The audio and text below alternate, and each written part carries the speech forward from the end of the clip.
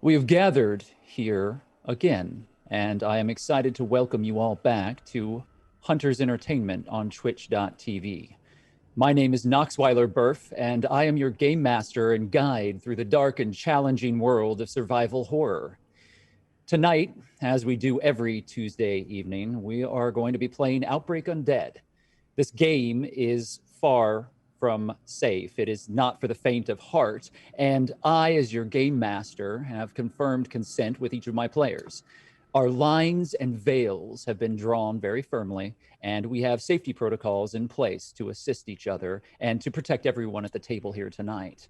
We are also asking for your consent and encourage you to read the content warnings very closely. This game offers us all an opportunity to explore dark themes and to shine a light on the human condition in a safe manner in the confines of our imagination. That takes bravery, but it also takes the support of every single person at the table. Not every character being played here tonight has the same objectives and motivations. Some are working against the other players and are in communication with dangerous outside forces. That said, however, we have all discussed this, and we understand that this game is more outside of the norm that you might find in other tabletop role-playing experiences. We are friends, and we have chosen to work together to tell a compelling story about individuals who have struggled through this dark survival period and are willing to do things that they may not normally do to survive. The apocalypse has made everyone rough around the edges. Choices are made, and those choices have consequences. You see, there are no magical swords to be discovered here, no valiant knights or castle walls to hide safely behind. There are dangers in this world that are far worse than dragons and magic. They wear a face of a world that died long ago. They're the echo and dying gasp of a civilization that feels so familiar, but has become utterly alien and terrifying. Still, in the greatest darkness, hope burns brightest. I believe that. And that is why we tell these stories, so that we may share that hope. I would like to thank both JB Jara and Alex Hillman, as they, along with the entire Hunters team, have helped make this campaign happen tonight. Their work behind the scenes is tireless, and we appreciate them very much. Please sign up to the Scry program in our panels below and engage with the communities of the apocalypse directly. Take on the role of a survivor yourself and help to divert important resources and goods to where you think that they are most needed. Your choices will be the difference between life and death for the linked settlements within the Rag and Bone universe. You see, you, as our audience, are also players within this game. The apocalypse is, sadly, a losing game. A game where people are a dwindling resource. But you have the opportunity to directly affect the opportunity and the chances that others have to survive here. If you find yourself gravitating towards a certain community, there are ways that you can improve their odds. There are ways that you can engage with the Scry program to empower them so that they may push forward. Of course, all resources within this world are extremely limited, and as you make choices, you will be condemning other groups. Where one community strengthens itself and flourishes, another withers and dies. Know that when you undertake your choices within the Scry program. Everything matters. Our tireless Undead moderators are currently within the chat, and they are prepared to help you by answering your questions and supporting your efforts. I won't waste any more of our precious time here tonight, but I do hope that you will join us together actively in making this game everything that it can be. And if you enjoy the content here, continue to make noise for us on social media. Help us grow and to bring other survivors into the fold. Join us in our Discord and connect with other players who you feel might enjoy this particular brand of Dark Ride. We wish to reward each of you for supporting Rag and Bone over these few months, and so we've installed two very special gifts that will make your personal survival a little more bearable as we soldier forward into the unknown. On social media now, you can find and follow the path that has been set before you. You can like and share all of our content within the Rag and Bone universe through selected platforms. And in return, you will be enrolled for a giveaway of an entire suite of Outbreak digital content. Also, we're going to be enlisting your aid in determining the next chapter of our free Content Friday offering on DriveThruRPG. And if you haven't already, please go to DriveThruRPG and download Rag and Bone Ground Zero.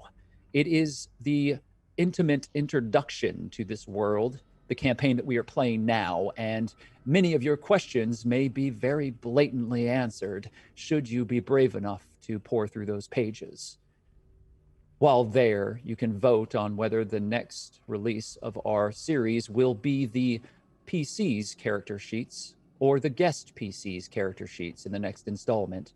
Whatever choice you make is how that will be determined, and we will put that forth on our next Free Content Friday offering. Enough of all of that, however. Allow me to introduce you to our players tonight. This nightmare will directly challenge them, and I'm thankful for their time and energy. Let's meet them now. Michelle, would you please introduce yourself and talk a little bit about who you'll be playing tonight? Hello, my name is Michelle and Bradley. I am playing Juniper Song and also Olive, who is sort of my twin. We thought that she was a dead twin. No, she's very much alive. She lives in my head, and sometimes she comes out and she's a little meaner than Juniper, and is out right now, I believe. Since I failed I failed some checks on composure. That's what it is. When Olive fails, I believe it's 3 composure rolls, I turn into Olive. But the nice thing about that is, even though I'm usually working against what all the other players want to do, I do get all of my competency points back. So I'm very powerful. And yeah, that's where the character is right now. You are correct. You are currently playing the role of your twin sister, Olive, and Juniper has taken a back seat while we move forward into this very dangerous situation. Markia, would you like to introduce yourself and talk a little bit about your character? Achira has just been trying to make things work. She's tried so hard. She's a stealthy roguelike type. And in the last episode, she discovered that a giant Romero had been stalking her for months. That it had a piece of a jacket that she'd never figured out what happened to it. It smelled it, stared straight at her, and this giant Romero then said her name. Not only that, but in a fight for their lives, Chira, Juniper at the time, and also Digger battled this giant Romero trying to get away. Achira now has a flesh wound on her leg and is partially infected with virus, not past the point of no return yet. And that's where we are. Very true. Melee, would you like to introduce yourself and perhaps tell us a little bit about your character? Hi there, I'm Melee Damage. I will be playing Rowan Karloff, who is a member of the Citadel, another military type camp not too far away. And she is very interested currently at this moment about using her new tape recorder to get proof that this Romero we have encountered can in fact talk, which a few people have not really believed her about. And, you know, she rode in and almost killed a couple of these guys, but that's just another day in the life of Rowan. Indeed, it is true. You have managed to, through your connections at the Citadel, the community that you have joined with, been able to garner a great many luxury items. Things that would be very hard for any other survivor of this wasteland to gather, you have found fairly simple to acquire. And so, in doing that, you have managed to bring alongside you a VHS camcorder, a large, bulky device, but one that you have affixed a battery-powered light to, another rarity these days, 25 years after the apocalypse. And so, with this device, you're hoping to gather some, as of yet, unseen proof that can be brought to the other members of not only the Citadel, but of the world at large, so that the truth of this situation can truly be examined. We'll find out more about that shortly. Luis, would you talk a little bit, please, about yourself and about Lampwick? Oh yeah. Hi everybody. I'm Luis Carrazzo. I am playing Lampwick. Lampwick is a kind of a smooth talker. Gets to kind of hone in on someone's emotional, maybe psychological vacancies, and tries to exploit them in if it's ever called upon to manipulate them to get something out of them. Which is kind of what I did last time I was here. I talked my way or gaslit my way out of what could have been an execution. And at least Lampwick thinks he saved not only his own skin, but he saved Arya, who he's traveling with, as Sanderson and Polly, survivors from the Grey Ridge establishment, were probably going to kill us. And now I'm trying to find my way back. You have earned the moniker Bullshit Jesus for a reason, and it is well given. We will see exactly how Lampwick fares given the current situation. But we have so much more to do here. I again want to thank all of the players for their trust and their creativity and the time that they dedicate to this campaign. As a side note, I'd like to say it's very nice to have everyone back at the table together. Now then, we have much to do and very little time.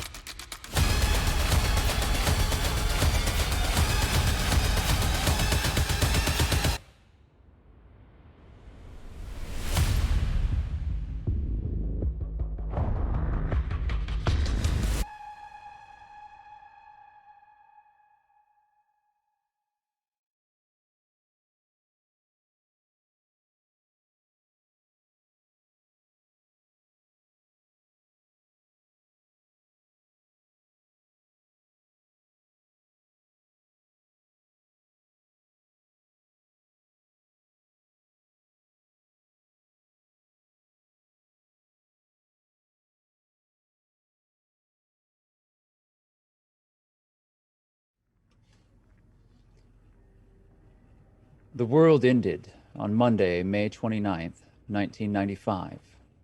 The sky fell and the dead would not die. Civilization quickly collapsed and the sickness spread like lightning to even the most remote reaches of the world. They called it many things, but it started out simply as another round of the summer flu.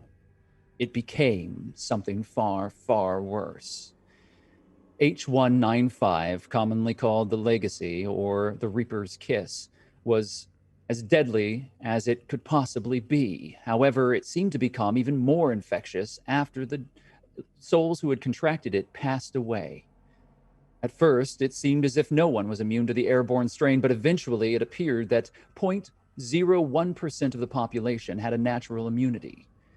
However, even those lucky souls that could withstand the exterior infection from this airborne strain found that a concentrated introduction of the virus through a bite or a deep scratch or blood-on-blood contact were not, in fact, safe. They died and rose just like the others. The end of days were like wildfire, and throughout the world, people sought security where there was none to be found. Nowhere to run. The world burned, but miraculously, some survived. And for the next 25 years, life has struggled forward, limping into an uncertain future.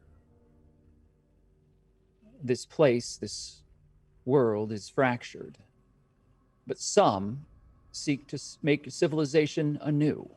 The Ender's Line uses old railway tracks to connect small, scattered outposts and settlements across the Midwestern United States and beyond. They are a lifeline in a world that now belongs entirely to the dead.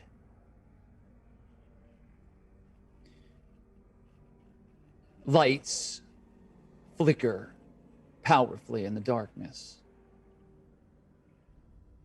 The fog and mist that hangs close to the ground in this grove of trees obscures anything from the distance, but the lights that continue to flicker on and off from this wrecked, fully upgraded vehicle, this truck that has been cut and rebuilt and patched 1,000 times over. The steel plates on the front have buckled but are not broken. The engine has not cracked. The amount of haze here fills the air, and the light reflects off of it, and a bright whiteness fills this grove. In its own way, it's beautiful. Like a luminescent balloon, it surrounds all of you. White cotton, a softness, security. But here, that is a fantasy. As the truck ripped through the branches and overbrush of this forest, it careened powerfully into the monstrous abomination that stood in the center of this place. It is only luck and a small amount of skill that has allowed anyone else to avoid being struck by that vehicle. The choice was clear. Rowan and the other members of the Citadel rammed into this thing.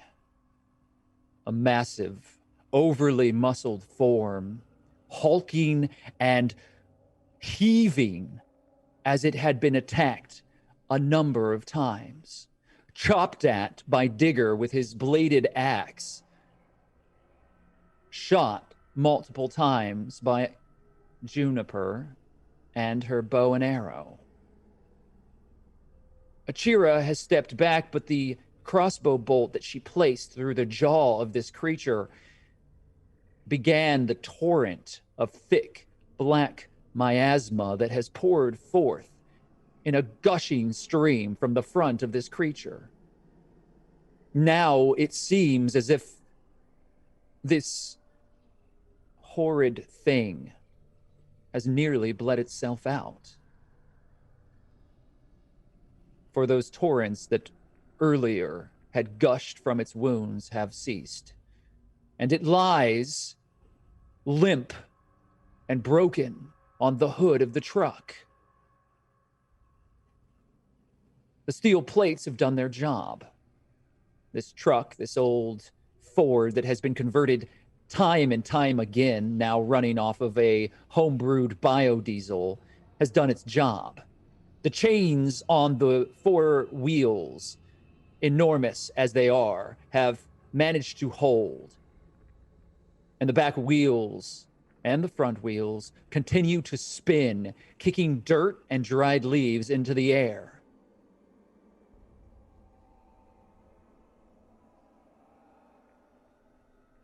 Philippe, in the driver's side seat, mashes his booted foot down even further onto the gas, continuing to pin this thing as the tree behind it, a massive old oak, groans.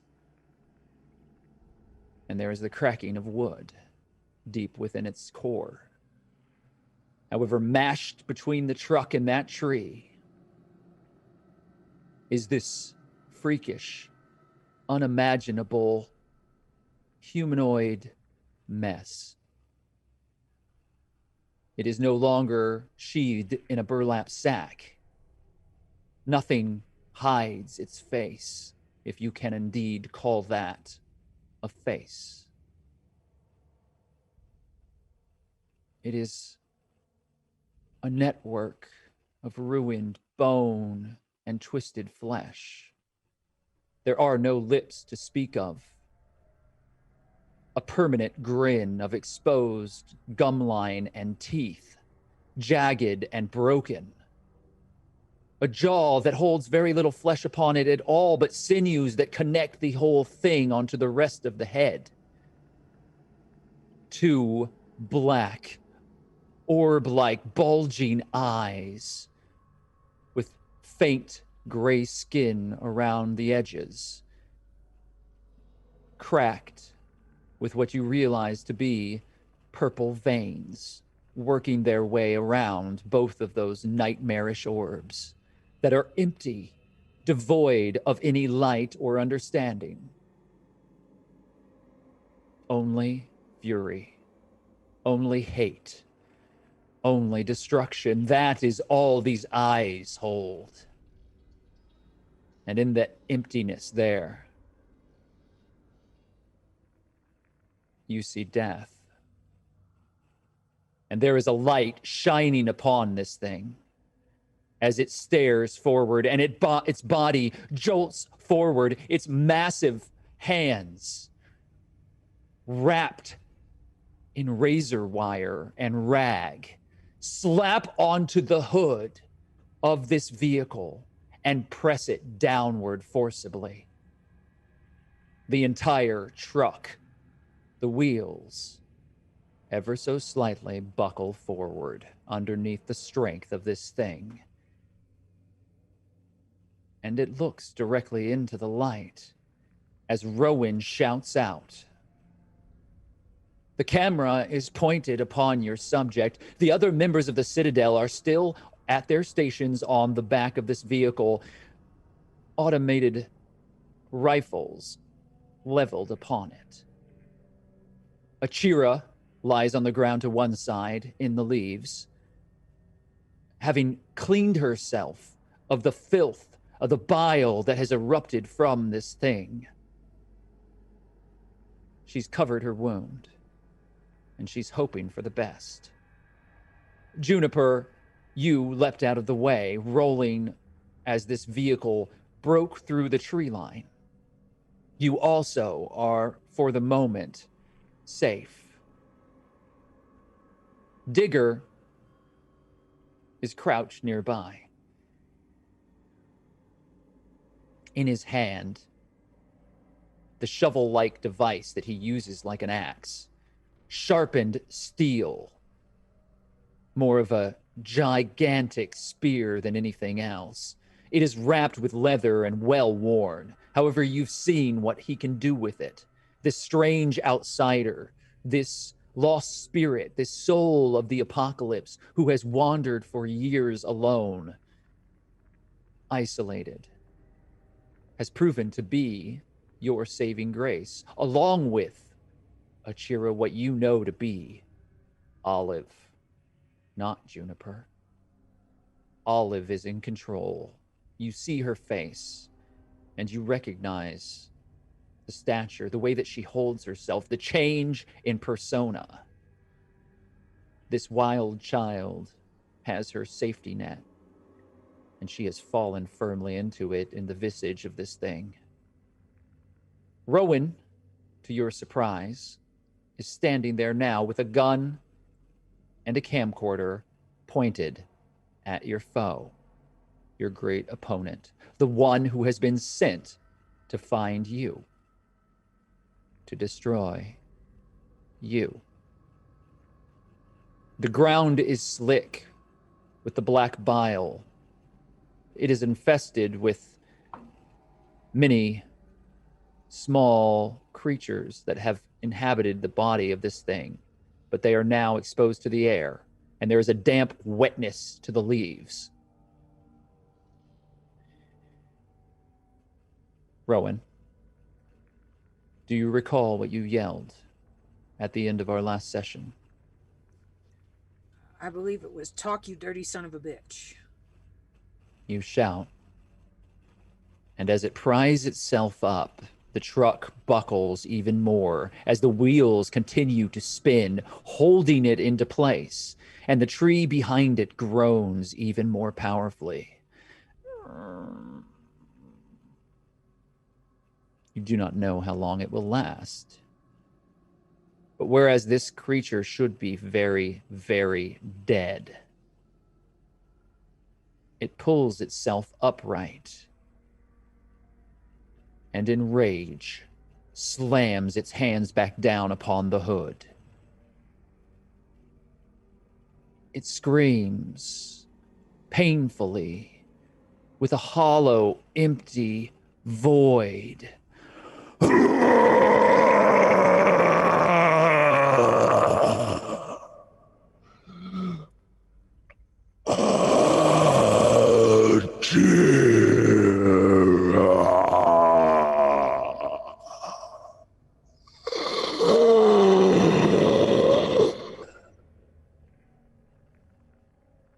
Well, that's good enough. All the rest of you, get in the truck. Let's get the hell out of here.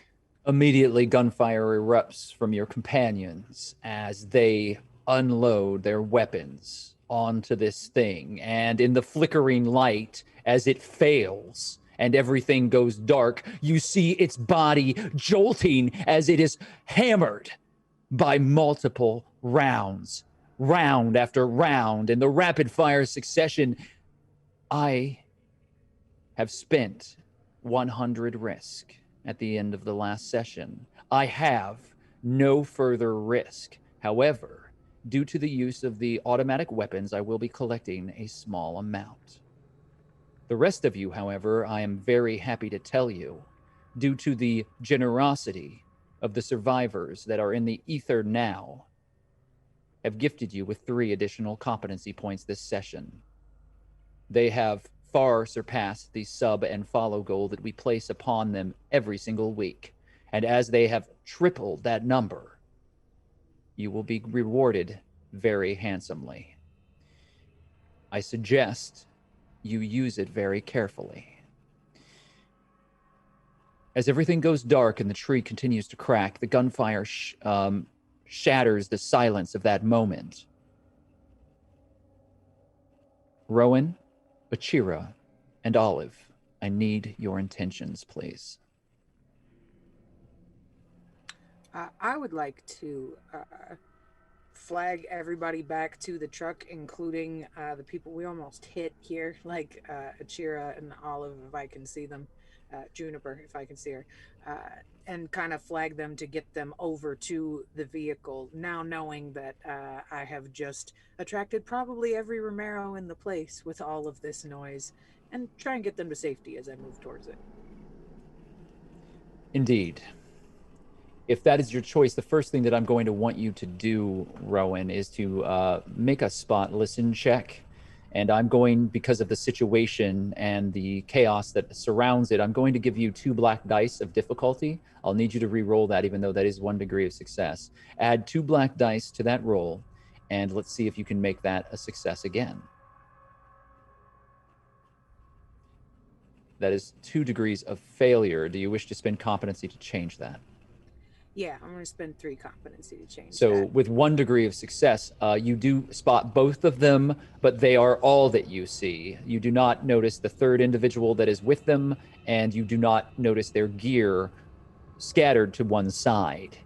They are not currently holding their packs. They are in the middle of this grove, and it seems that things have been horribly scattered. However, since you do see them, you can continue on with the rest of your intention, which was to motion them onto the truck.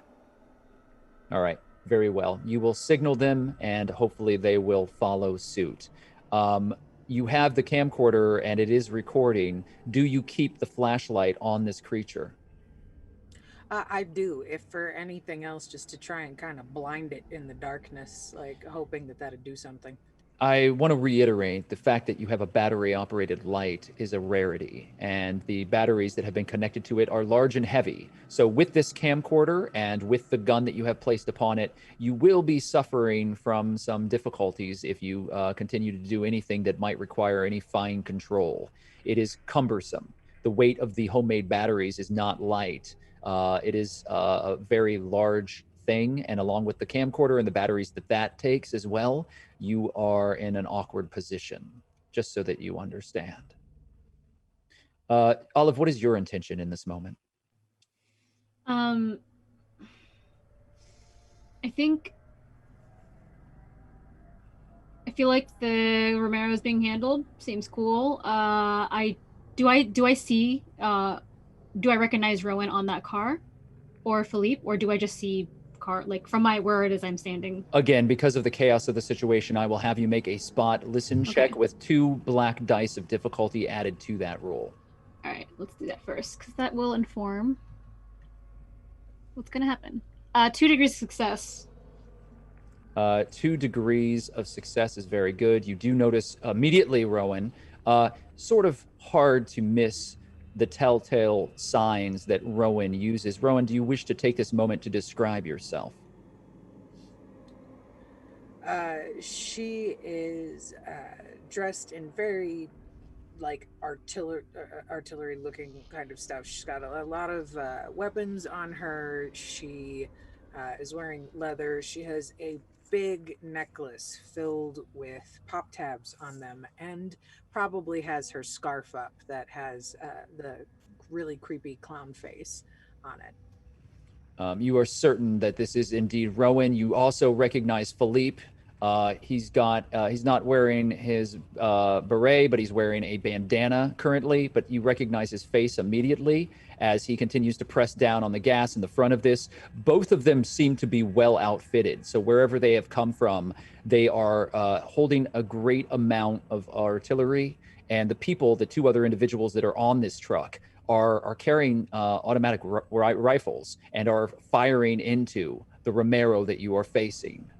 So they are very well armed, and this truck is also reinforced and has been built. The back of the pickup has been completely stripped off, and it's been covered with the planks of wood that have made like a deck across the back of it. But there is a small guardrail, and you see some boxes and some crates and some other things that have been gathered there. They're packing some real heat here, and they have arrived in a gas-powered vehicle, which, is, again, a rarity in these times. So the air is full of these biodiesel stench. It fills the air. You notice them. You know what's going on. What do you want to do? I want to get on that car. All right. So I'm not going to have you make a roll to get onto the back of the vehicle. You do leap onto it without any issue. I will remind you that you do not have all of your things. Do you care about your pack at this point?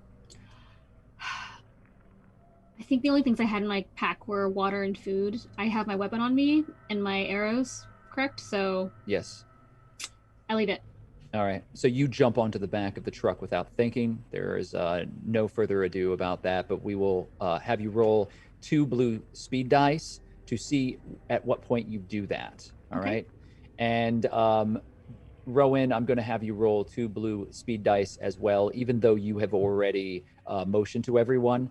It's a very quick action, but I do want to know what your reaction time would be given the next few actions. So, Achira, what is your intention when all of this happens? Your opponent has been pinned and is no longer an immediate threat in this moment, although very much alive, and as you can tell, filled with rage and very dangerous. Achira is noping the F out. She always carries on her, like we established last time, essential scouting supplies and her weapons. Agreed. That's all she needs. She's going for the truck. All right, so you are jumping onto the back of the truck. And I'm not going to make you make any rolls as well, but I am going to have you roll 2 blue speed die so that we can determine at what point you will be leaping onto the back of that vehicle, given our current situation. Oh, could I add one more thing? Just if once I'm on the truck, not only until I'm out on the truck, then I yell to Digger, "Get on!" Yeah, so you're going to shout back to Digger. You make eyes with Digger, and I will come back to that in on your initiative order. So Achira is operating on a 5. Olive is going to be operating on a 6. And I'm sorry, Rowan, what were your 2? Would you like for me to roll 2 blue speed dice right now for you? Yes, because I'm having a hard time. No, that's all right. You're also operating on a 5. Is it possible, along with after I jump on the back of the truck, to well, at this point, there's no point in being quiet. Do long gun. I'm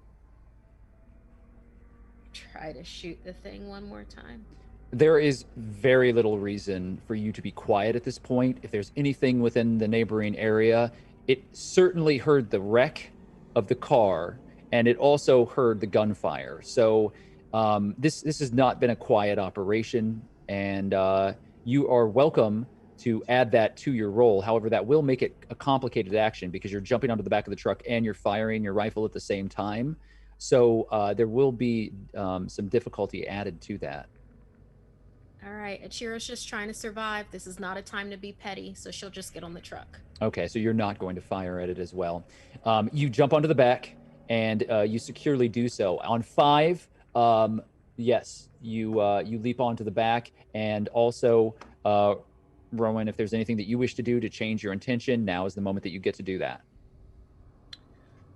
If I notice that they're on the truck now, and I at least see Achira on the truck, because that is the one whose name he screamed, so in order for them to not know that's a made-up word, I know I need to bring her back with me to be like, that's what he's talking about.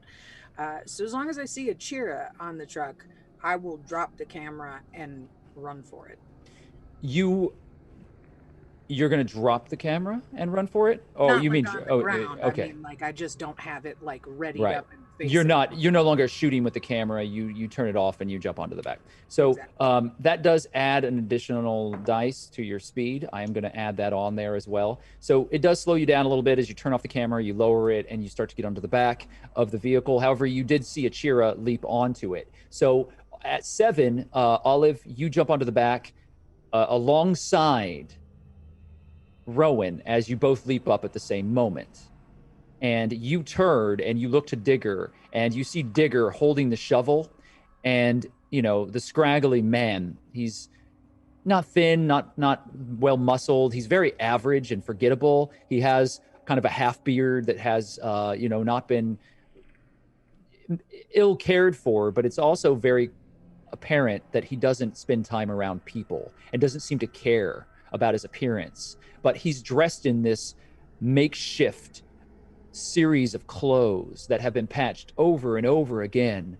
And the man known as Gravedigger or Digger, who you were tasked to find by 10-4, looks to you, and there is a moment that flashes across his face that is clearly compassion. However, instead of jumping onto the back of the truck, he starts to walk backwards into the darkness surrounding the area.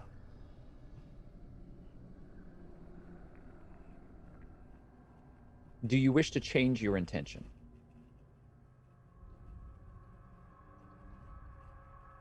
You don't care, Olive? Yes. I thought you were talking about Achira still. I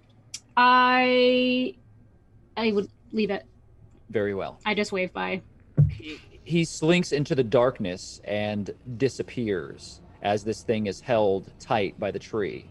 Philippe looks back to you, Rowan, and waits for your signal as he continues to press down onto the back of this tree. You do hear further cracking, and the tree is clearly bending now, even though its massive trunk has held firm up to this point. You don't know how much more time you have. I give him the signal and yell, "You're burning tree bark, Hoss!" He nods and throws, without any hesitation, throws the truck into reverse. However, as Philippe does that, your opponent acts.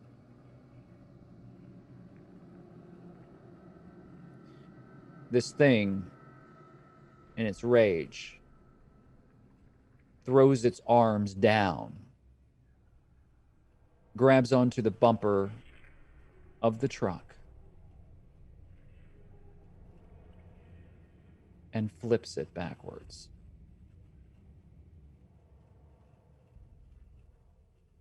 We'll come back to you.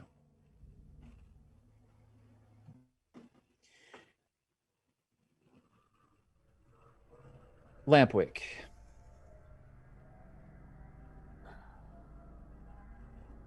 It is dark. You are standing next to Aria Kantos, the apparent former child star of a popular 90s sitcom, an action comedy for preteens known as Candy Max. She's aged well, but she's a little rougher around the edges 25 years down the line. Not just because of her encroaching middle age, but rather because of the life that she has chosen to live.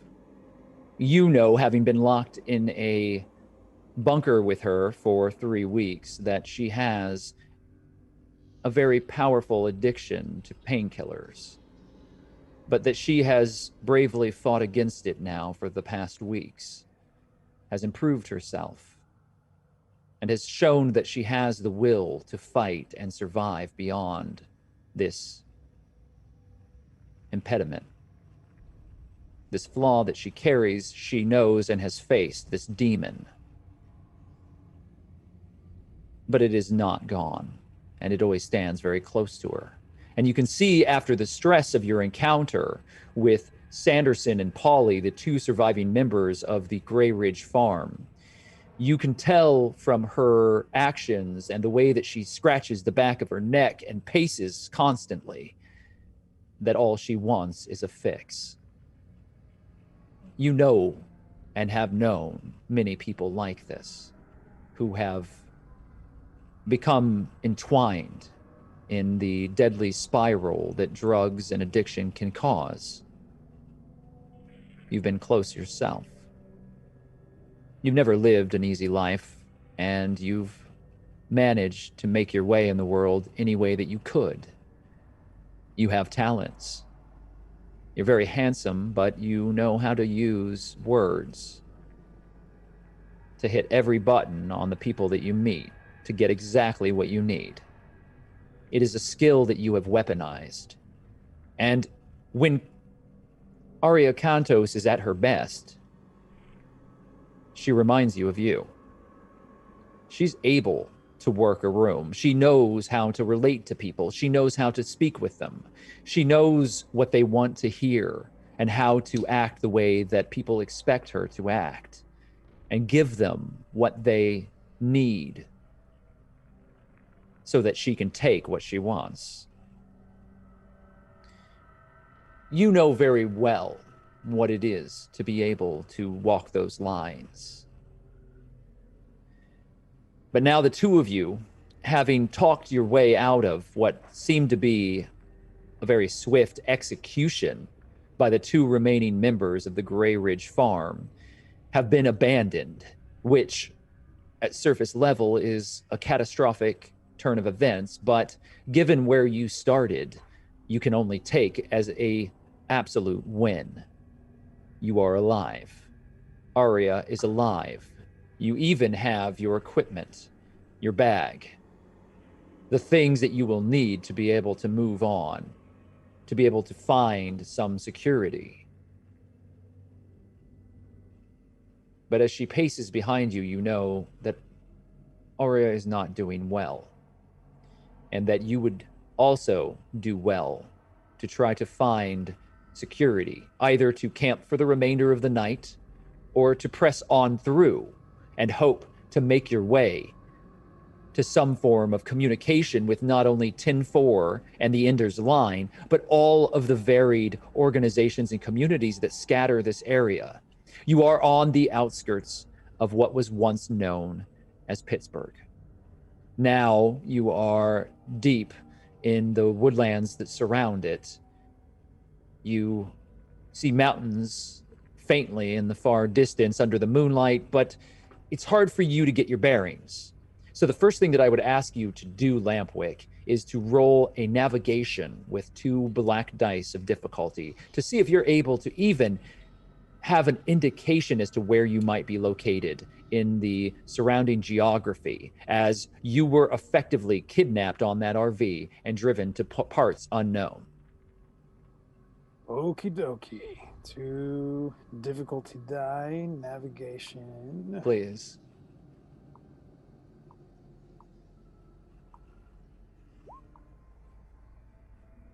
I will spend 2 competency points to make that a success. All right. With that, those 2 competency points that you're going to spend, it's going to bring you to a very minor success, but a success nonetheless. You're not going to be confused about the fact that you are somewhere on the southeastern side of the Pittsburgh area, beyond what was once known as the suburbs. You're encroaching upon areas that you know currently belong to the Citadel. Huh. All right. The next thing I want to do is I want to check on Aria and make sure that she's hanging in there. So I'm gonna slow down a little bit, wait for her to catch up, and turn to her.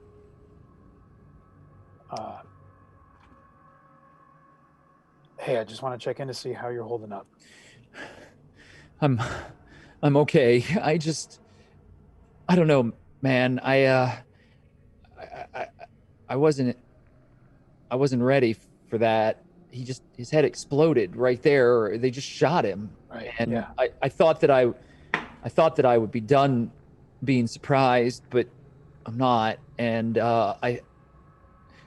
I just really could use something to take the edge off, you know? Hey, I know how you feel, but look, you were fantastic back there. You kept your cool, you stayed level-headed, and we together got out of that sticky situation. So I know right now, look, what you're feeling right now is just adrenaline. It's still lingering. It's lingering for me too. So all we really need is to stick together. Right. Just breathe. Just right. breathe, and this is going to pass because you've been doing fucking fantastic. Yeah. Keep it up. I know, and she kind of like changes her demeanor a little. I know that you got out of there quickly, and you really did save us. So thank you, Lampwick. And she places her hand on your shoulder, and she looks at you and says, "Did you get your medicine?" I'm looking for. I believe I did. Yes. Yeah, you have the baggie that has those pills in it. Mm-hmm. Lampwick, I need you to make a sense motives check, please. Yep. A detect motives check. Alrighty.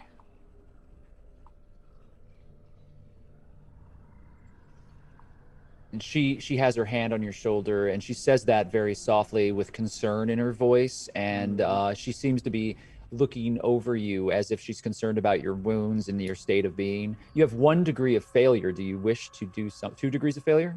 No, I have 1, but I'm going to use 2 competency points. You are going to spend 2 competency points to make that a success. However, as this is a contested roll, you still have not beaten Aria's 3 degrees of success. So is this a diplomacy check? It is. then that one success becomes 4 or 5. Well, if either way, it will beat the 3 that she Mhm. rolled. So here's what I'll tell you. She's good. Okay. She's very good. And Yeah. you almost didn't catch it, but you realize that she's trying to get you to reveal where you have it so Mhm. that she can try to steal it later. And you almost your instinct was to grab into your pocket and show it to her Mhm. and say, "Oh yeah, I've got it, it's good," or to tap yourself down so that you could show where it Yeah. is. So now that you have beaten her, the question that I have for you is, would you like to try to bluff her to believing that you have it somewhere that you do not? Yeah. I was about to go to where I thought I had it, and then I realized, fuck. In the middle of all that shit, I didn't think to go back for it. But you know what? I don't need it. I don't need that shit, just like you don't need that shit. So as long as we're here having each other's back, we're gonna be okay. She looks deeply disappointed, but she still plays along. And you can tell that there is genuine concern there, but that she's certainly dialing it up. And you're familiar with this technique as a con artist. You aren't inventing the emotions. You are a performer. You know how to amplify whatever it is that you're feeling and to use it to your advantage. So you believe that in some ways she's very genuine, but she's also desperate. Yeah. And at the end of it all, she is a junkie and she is seeking desperately something to help her grasp onto what she needs in this moment, in the terror that you have just survived. So she lets it go and she gathers her things off the side of the road. We should probably get moving, right? For sure. Like, get moving, dude. Yeah, we need to get moving. Hey, look, this area is familiar, and we're starting to head into Citadel territory. I was wanting to get back to the road that we were on so that we could move towards the bunker that 10-4 was having everybody meet up in. Right. Look, I in the squads that I was operating with that were traveling with that group that was tracking Blockbuster, man, I got to be real honest with you. You know, like I did what I could, but I didn't manage the maps really. So as far as this area goes, I kind of know the basics, but I don't know how to navigate the lines the way that the others did. That takes a whole other level of expertise. Are you any good with that? I'm not the best, but I'm trying to put together the clues about what I think I heard when we were still in the RV. Something about following yellow bricks. I think I overheard 10-4 saying on the comms. Yeah, I remember that too. Do you remember the number? I I know it was safe house 42. Yeah, that sounds right. 42, man. Yeah, it was 42, I'm sure. Uh, yeah. And once we got there, yeah, they said that I think that there was a radio there and we would find out more about where everyone's at if we could make it there within a day. Well, that's do you remember which direction that was in? If you made your navigation by 1, so Mhm. you generally know the way that you could start to walk, but you don't know how to find the rail from this place. So you could go east, which will Mhm. generally be taking you in the right direction, but if you want to try to find the rail, you're gonna have to start walking through the woods, and that's going to take you probably back into the rail areas because the rails were not parallel to any roads, not this one. And so you're going to need to start making your way through the woods to the east. Is that something that you wish to do at night? How long have we been traveling up till now? Well, both you and Arya are fairly well rested. I will remind you, of course, Lampwick, that you have undergone serious wounds. Yeah. And over the past month, you have been coalescing in a protected communal area that has been protected by the Ender's line. That and only that is the reason that you're still alive. You had a series of infections that would have killed you, and you barely survived the bunker. And your body is weak, and you are still very sensitive to any amount of damage that you might receive. Currently, the doctors have told you that you will be surviving without any sort of permanent impediment given to you by your wound. However, if you aggravate that wound, permanent damage could be done, and you could find yourself, in a bad situation. So your wounds are healed, but they're very, very fragile. So I say to Ari, I'll tell you what, we know where we want to end up, but near us are other humans. If this is indeed some of the Citadel territory, like what my brain is trying to tell me it is, my chances with people tend to be better than when I'm out there in the woods trying to survive against a horde of Romeros. You and me both. You took the words right out of my mouth. So I say this, let's rest up. Let's find a place to be. What do you think? Should we let ourselves be found? Because if people find us, then we can maybe find a way to get them to help us. If we stick our heads together and work. Yeah, man. I think that would be pretty easy. From what I know of the area, and again, I'm not like, an expert of this area or anything like that, but totally we could just light a small fire, and I guarantee you that in a couple of hours some patrol from the sit are going to end up passing through here, and they're going to find us. Now the only problem with that, as you know, is that they are real brutal when it comes to dealing with people that they don't want to find. So I don't know, man. Like, if you feel like we can handle some Citadel soldiers, for sure. Look, I feel like I can handle them better than a horde of Romeros. Why don't we take our chances with the people?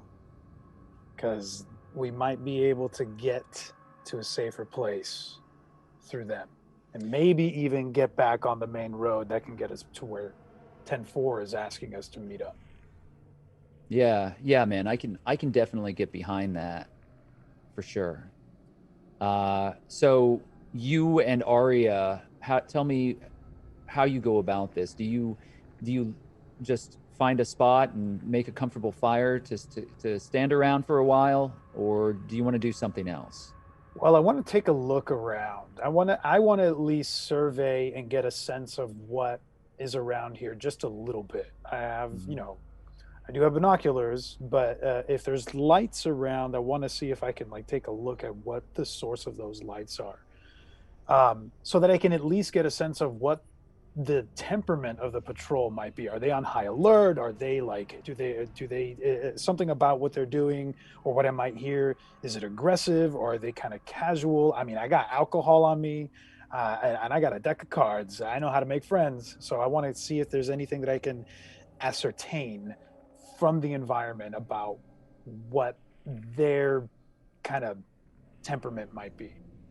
Well, I mean, you're sort of in the ragged edge of anybody's territory. From your work as a rag and bone merchant that you're standing effectively on what is referred to as the Deadlands, which is a large swath of unaligned territory, but it is very dangerously close to the area that continues to, if rumors are true, continues to grow from the Citadel, which is a large block of territory to the east of what was once known as Pittsburgh, now called the Iron Cage. It is a ruin, and no one goes there because it is full of the dead. There are a lot of dead zones, and a dead zone is an area of territory where the dead are so numerous, where the Romeros are so dense that you cannot travel through that space and survive. It's impossible. And so they are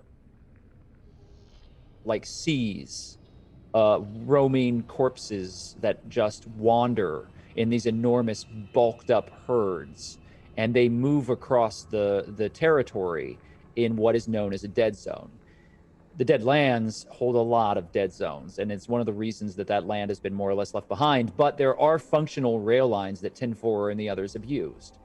So in the area that you're currently in, you know that anyone who's doing these outward patrols are going to be low on the totem pole with the Citadel. Now, every once in a while, that's not true, because they will send their top dogs out to make sure that shit's getting done the way that they want things to be done. But they are more of a scout exploration mode of mission when those individuals are brought out, and they kind of kick the asses of any of the peons on the front lines to make sure that they're operating. Most of them are ex-military, and there are a lot of rumors about the Citadel. You've never been to the actual encampment known as the Citadel, but there are a lot of conversations that happen about who they are, how they operate. You know enough, right? However, on the outskirts of this territory, you bet that alcohol and cards are probably going to be really attractive, and that a friendly face and a little bit of jibber jabber, and you could probably find yourself in pretty well with these people on the outskirts. They're going to be making rounds to check back in with HQ, and once they do that, you can make your plea to be engaged and involved in a perhaps being brought into one of their local communities so that you can get some security and some healing. Yeah, that sounds like, I say to Arya, look, we're going to get found. We're out here in the Deadlands. Something's going to find us. I don't want it to be Romero's. Let's make sure that we get found by whatever patrol might be out here. So I suggest that we light a fire in an area that looks like, I'll look to see if there's tire tracks around here, so that there's a place that looks like at least vehicles have driven through. Yeah. Any evidence of that in nearby, and I'm gonna try to set up like a fire there. I'm going to give you a spot listen check, and I'm going to have you add in one black dice of difficulty. Because you've really explained where you're coming from with this. I will say, however, that I'm also doing that understanding that you're going, it is dark. So like, you don't have a battery operated light. You don't have any means to really see things. So the only reason that you're getting only one dice of difficulty is because I'm saying you're taking your time to do this. So I want you to roll 6 speed dice as well, so that I can determine how long this takes for you to find the right spot. Sure thing. 6 speed dice and a spot listen. Yeah, please do.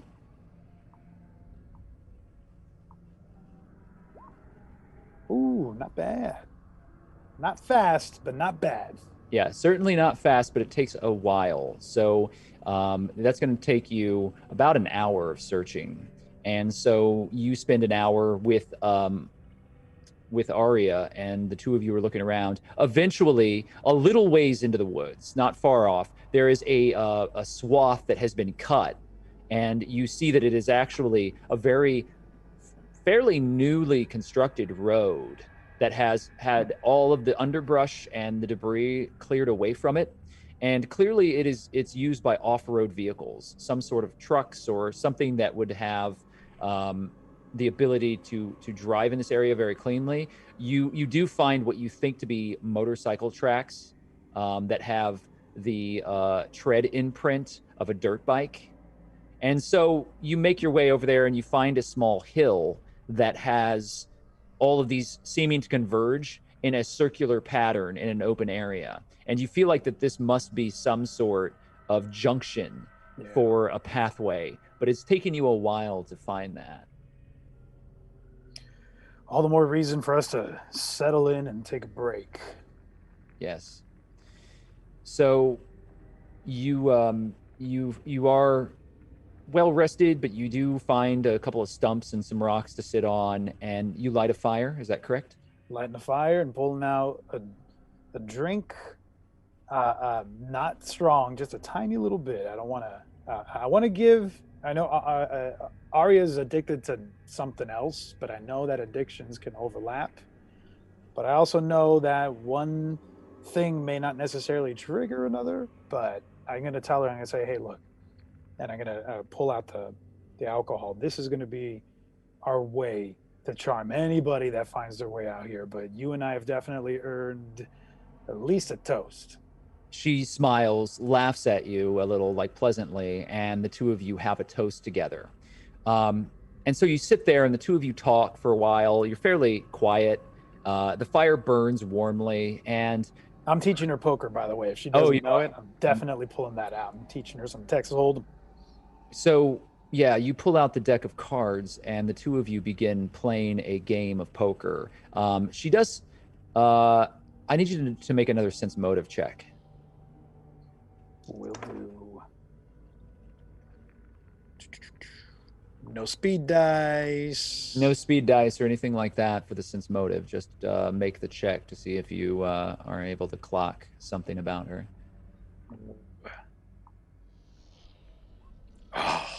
Do you wish to keep those 3 degrees of failure?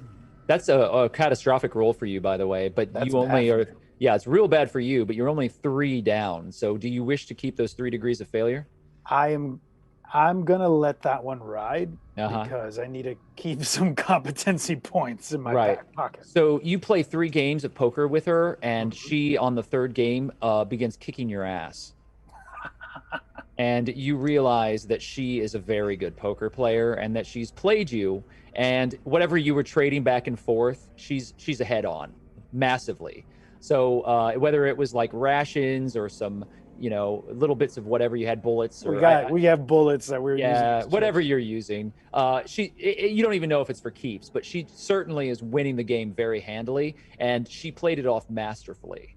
That she didn't know how to navigate the game, but as you continue, you immediately catch it. It took you a second, but when you do, you're all the more impressed. Okay, so hours go by, and the two of you are sitting there, and you're talking to one another. And you hear somewhere in the darkness the snapping of a twig. I'm gonna put my hand up. And she was like taking a quick little sip of whiskey and was laughing, and then she stops dead silent. And she reaches for her gun. I'm gonna reach for my gun as well, and I'm just gonna listen. There's nothing for the longest time. I know you're there. If you're a person, come join us and have a drink and have a chat. If you're not a person, then you're going to get a bullet. I'm sorry. I didn't mean to scare you. No, you're good. You're good. Come on, step on out. In the darkness ahead of you, you see a figure start to break through, a silhouette, and it's a fairly mousy looking young woman with filthy blonde hair that has been cut very raggedly and short, and she has a very dirty face and is wearing ragged clothes. She has her hands completely wrapped up and looks to you and says very, very quietly, I saw the fire. I didn't know who it was, so I didn't want to just say, because you never know. And she kind of like eyes your guns as she's looking at both of you. But I'll lower it. I'm really hungry. My name is Rain. Rain. We'll take care of you. I'm gonna, if you don't mind, go ahead and keep your distance. We need to make sure that you're okay. There's a flu that's been going around. We're not going to send you away. We're not going to do you any harm, but we need to have a little bit of caution. I'm going to take some of the rations out, and I'm going to move forward a couple of feet and set them down, and then back up so that she can go get them. And as soon as you step away from the fire, you immediately realize how cold it is. And you can see the breath pluming off of her face. And she's looking at you in the fire. And as soon as you walk back, she like leans down, snatches the rations, and tears into them like a wild animal. It is clear that she is nearly starved. And she's eating very, very quickly. And she looks up at you and kind of apologetically, but she just keeps eating. And you can get closer to the fire. It's cold out there. Slow down a little bit. Hey, yeah, be careful there. You know, Arya kind of chimes in, is helping you to kind of calm her and keep an eye on her. And she gets closer to the fire and she looks up and she just kind of threw a mouthful of food. She says, "Thank you." So Rain, you need to let us know a little bit about what's going on. How did you? And so her hands are still a little tied up. Or no, her hands are wrapped with rags. Yeah, she's not been bound that you can tell. Okay, good. But she has rags that have been wrapped around her hands to make makeshift gloves, and she has little pops of color. You can tell that things have been dyed on her clothing, and it looks like she reminds you a little bit of Juniper, and the way that she moves. She reminds you of that wildness, and she can't be more than maybe 16 or 17 years old. Rain, how did you get here? Do you belong to any group? Oh, not anymore. Everything went real rockadoodle. Yeah, we've been through that a couple times ourselves. Can you just tell us what your version of that is? Some of us were surviving just fine, and they were able to hunt, and so we lived together, all of us, in an old building that's only a few miles away. Two brothers, they went by Smear and Smudge. You look like you're a little older. We don't really have much need for names that don't get to the point, I get you. And so we traveled together, and they would hunt, and I would do a lot of the weapon making so that we could have spears and arrows. I'm pretty good. I can make things out of other things that I find. I made this knife, and she pulls out of her boot, and she kind of like has her hands up. Uh-huh. She shows you a jagged piece of metal that has been like clearly like chipped away and then wrapped with leather. And while it's a jagged, very cleaver-like weapon, it looks like it would be pretty effective in stabbing something in the head. The lurkers really don't like it. You stab them in the head and they go down. Yeah, well, most of them do. Some of them are a little tougher than that lately, it seems. Why don't you go ahead and have a seat? And I'm going to turn to Arya. Hey, Arya. So, earlier how we were taking turns taking a piss break. If you want to go ahead and take yours, and I'm just kind of doing this like circle motion. You want to go ahead and take yours? Yeah, I'm not going to make you make a roll for that. She picks it up and she understands. She nods and she's like, "Yeah, that'd be great, man. If you need anything, just shout for me." And she waves to the girl. "I'm Candy Max, by the way. If you need anything at all, friend, to the max, I'm right here." And she smiles real broadly and turns on the charm as she kind of like starts to move around. And your guest doesn't seem to take any notice of it and is finishing the food that she's just, it's been a while since you've seen anyone eat that quickly. Yeah, wow. And so she's decimated those rations very quickly. And did you give her any water? Yeah, I'm going to give her some water as well. Okay, so if you give her water, she grabs it and then just starts like gulping it and looks back to you. "Man, thank you. I didn't expect, an echo to care, but here you are, and thanks." Well, you know what? We're all trying to survive, and need people to help us on occasion. Speaking of which, what happened to Smear and Smudge? It's like you said, things are more dangerous than they were not too long ago. Stuff has gotten, I don't know, Are they still bogus, I around? guess. Bogus. Yeah. Bogus. There was a, you're going to think I'm not right. They all think I'm not right anyway. Try me. They're called the Touched.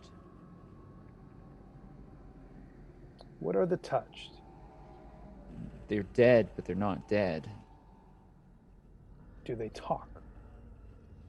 Yeah, they talk. And they don't die. Not like the others.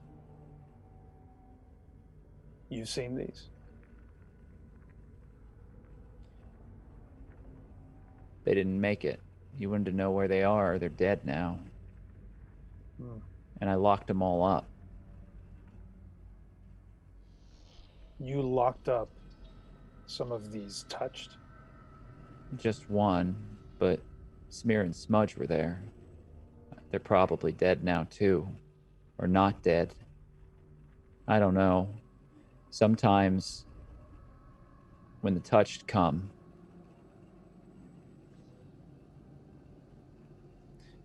bad things happen that you can't really make sense out of. So you had one of these Touched come to where you and Smear and Smudge were about a mile from here? We've done it 1,000 times. Sometimes we find people like you who are traveling through, you know, the travelers on the rails. Yep. Who have things. And Smear and Smudge would make some noise and they'd chase them. And then we'd take them in through the old storm cellar that we found. It's made out of hard rock and steel. And it has doors on both sides. You would take these people that you would come upon on the road to the cellar. Well, we didn't hurt them. We just took their things. But we'd lock them in there. And we'd take their stuff and then we'd run. And that's just what they got for not, you know, wanting it more than we wanted it. Uh-huh. And so... But it didn't work this time, not with the Touched. Okay. The Touched. You came upon someone who is touched. Took them to the cellar? Yeah. And then you had to flee and you left Smear and Smudge there. Is that what I'm hearing? Things are different here. You probably don't understand, but I'm alive. Hey, so I get you've been through some crazy stuff. Me too. Where is Smear and Smudge right now? And are you trying to do this to us? Huh? Is this a little game that you're playing? Or you're Smear and Smudge hanging out around? Arya walks back to the fire and she looks to you, and before she kind of walks into the viewpoint of both of you, she shakes her head and just kind of shrugs and like does the circle again. Okay. And then comes and sits back down smiling. Like her demeanor immediately changes. You watch her turn on the charm, and her face lights up, and she seems really ditzy, and she's kind of bobbing around, you know, and really energetic. It like takes 10 years off of her when she puts on this persona, but she turns on the Candy Max and she sits down and she's just smiling wildly at Rain, and Rain looks to you. No. I know you are going to suspect that maybe I am, but I haven't asked you to go anywhere. You're right. Hey, look, I get it. I totally understand why you would do exactly what you described, and I've done my own version of that too. Why don't we be your new smear and smudge for a little while? Can you take us to the railway so that we can use that to find our way to where we need to go? How do I know that the two of you don't do this all the time? Set fires in the middle of nowhere, waiting for hungry people to come by so that you can hurt them. We're not the hurting type. Isn't that something that someone would say if they were? It is, but it's also something that someone would say who's telling the truth. I need you to make a persuasion roll for me, and I need you to do pretty well here. She's going to make a sense motive. All right. I'm sorry, detect motive. I always say sense, but I mean detect motive. Here we go.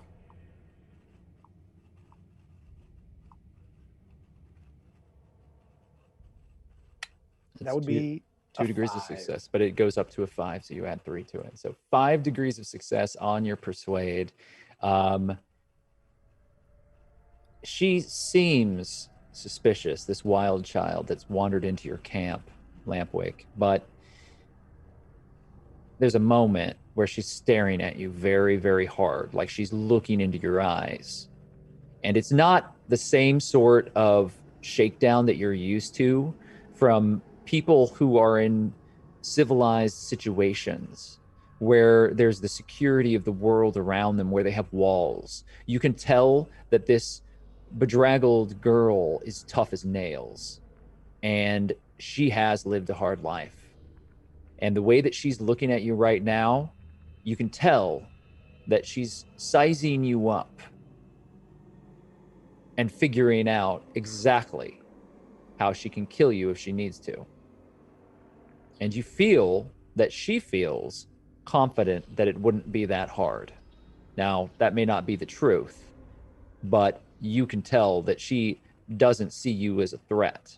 And she looks at Arya and does the same.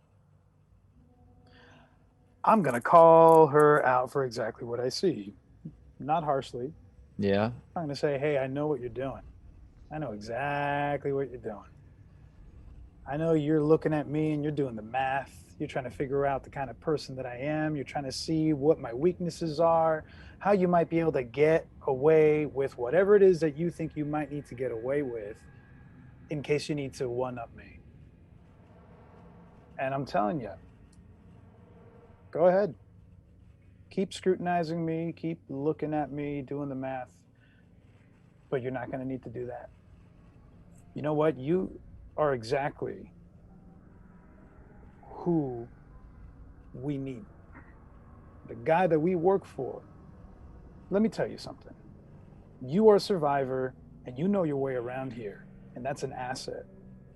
And I've been able to survive only because other people have needed something from me and I've been able to deliver. Maybe this is your lucky day. Why don't you come with us? We're going to get to the people that we're heading towards, and your life is going to change. And this shithole, it's still going to be a shithole, but at least you're not going to be alone, and at least you're not going to be desperate. And you won't be needing to do what you just did to me and her. You're not going to need to do that as often. And we got food and water. I'll travel with you for 3 days. Okay. If in 3 days things work out, we can talk. That sounds good. I know the area. What are you trying to do? We want to get to the railway. We're trying to find a road that's lined with yellow bricks or something like that. We're trying to get to where people that we know are waiting for us. The railway will help us get there. All right. You're talking about the metal road. The metal road. Yeah. I can take you. Then take us, and we can help you. It'll take a while, and we're probably only going to make it halfway tonight. But we probably should get moving. Others are going to see this fire, and not everybody is going to be hungry. Some people are going to want to hurt us. Got it. Why don't we put this out? Or I say, I don't know, Arya, what do you think? We can keep it burning and we can leave, and that way people will come to the fire and not to us. Arya nods to you. Yeah, for sure. That one. And she stands up, gathers her things, grabs the bullets that she won off of you, and smirks as she puts them into her pocket. You, Rain, you got knives? You got the weapons that you need to do your thing out here? Yeah.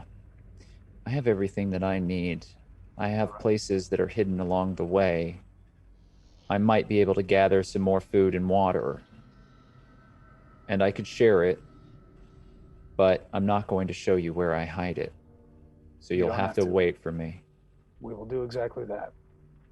Trust All right. is earned. It's not given away for free. I get you. All right.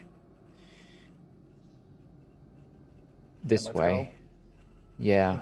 And she stands, and, you know, the dirty, ragged girl starts walking off, and she is silent.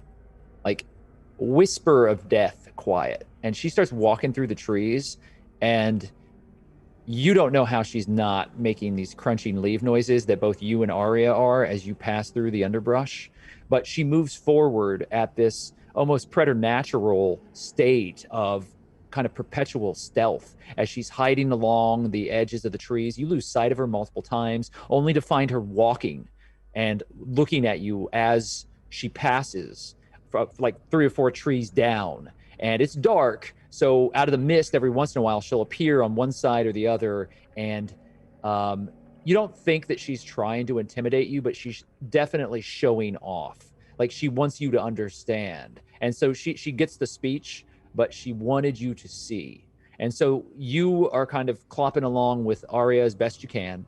And we won't make rolls for that. I just assume that you're doing fairly well. You're not making a ton of noise, but you're not being super quiet. And you're moving along, and everything's very quiet. And you march for a number of hours. And you're pretty deep into the woods at this point. And she stops, and she looks at you, and like she's standing in the woods ahead of you, waiting for the two of you to walk forward. And she says, I'm going to get provisions. I want the two of you to wait here. We will wait here. Under that tree. And she points to a tree that's in the distance, and it's extra crooked, and it's bent downward in a weird way. Don't move. Before you go, in case we get separated, are we still heading in this direction to the railway, to the metal road? I've lived here my entire life. You're an echo. I'm alive. And she turns and starts walking away. That tree. All right. Okay, so you're in the dark. You're standing around in this wooded area, and this wild child has just disappeared into the darkness. Do you go to the tree? I don't go exactly to the tree. I want to... First, I look at the tree and see if there's anything about it that stands out. Like, why this particular tree? Make a spot listen check for me.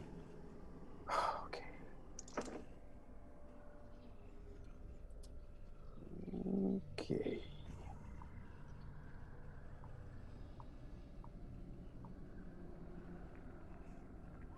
Shit.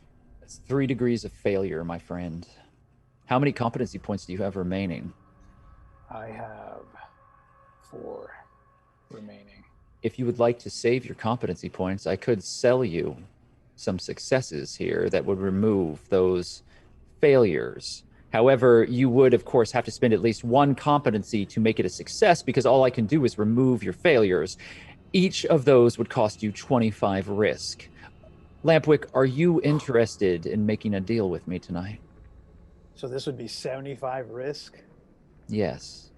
I am interested in making a deal with you tonight, but not this time. Very well. I just turn to look at Arya and kind of gesture to the tree, and she kind of shrugs as well and walks closer to it. Do you follow? I am following very closely, slowly. I'm kind of trying to. I'm following slowly and carefully. Yes. All right. So both you and Arya are going to be making dodge rolls. Fucking A. And you each have 2 dice of black difficulty that are attached to that as well. And I am spending the 25 risk that I have accumulated over the course of the events that have occurred with the fire lighting and the movement that you've made through the forest. Sadly, I cannot spend more, but I will spend the 25 that I have. Okay. Oh. All right, here we go. Dodge. Jesus. That is 5 degrees of failure. That is a catastrophic failure, Luis. Mm-hmm. Lampwick, you can't buy your way out of this with the competency that you have. I am not in a giving mood any longer, so I won't sell you anything to get you out of it. All right. Arya doesn't have any successes, but she didn't fail as badly as you did. Is there anything that you want to do in this moment? Do I get a sense of what I'm trying to dodge as I attempt to dodge? Is there a crack? Is there a whiz? Is there anything? The ground beneath you and Arya disappears as a pit opens up beneath your feet, and both of you fall downward. Okay. Leaves and branches crack immediately under your weight, and you realize that you are both falling down.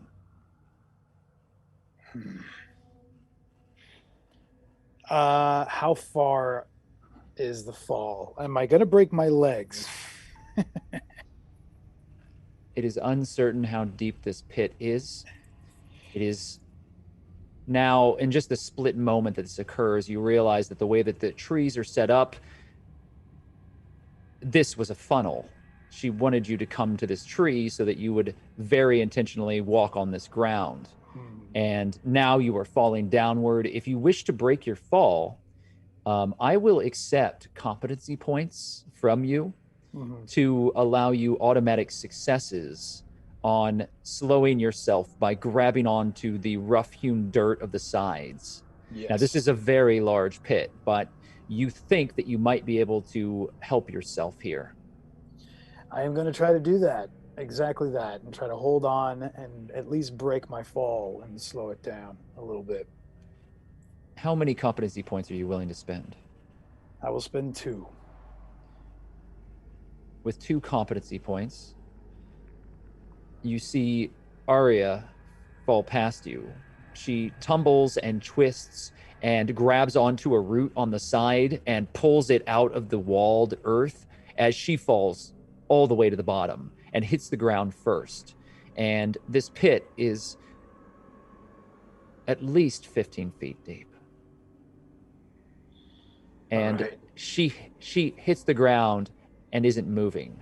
You throw your arms out and start to grab onto loose earth, and it does slow you. And with 2 degrees of success, Lampwick,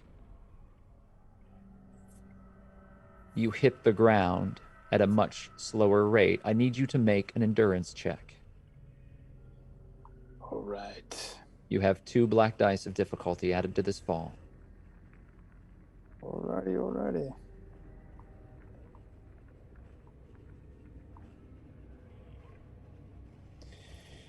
So that's 2 degrees of failure. Is there anything that you wish to do? I don't have enough competency points left to do enough with that, so I'm going to see what that does. Do you have a single competency point? I have 2 competency points. If I sold you the opportunity to remove those failures at 25 apiece, would you take it? Oh, man. This sounds terrifying. Give me 50 risk, and you can spend a single competency point, and it will be far better for you in the fall. But, of course, then I will have 50 risk. I'll do it. I need to survive this, and I'm injured, so I need to do this. At the last moment, your hand reaches out, you grab onto another rough root, and though it also pulls itself free from the earth, it gives you just enough cushion that you fall forcibly to the ground, and you are bruised. However, it is not nearly as bad as it could have been. You have a 2 and a 2 on your damage track. Got it. You are scraped and battered. That is all. Your stitches, though they ache, seem to be intact. Your wounds have not been aggravated. And as you lie there in the pit, you look upward, and Arya is lying unconscious next to you. You see a dark silhouette looking down at you, and then it darts away. And we're going to take a short break. We will return in 5 minutes, and we will continue our tale. Please don't go anywhere.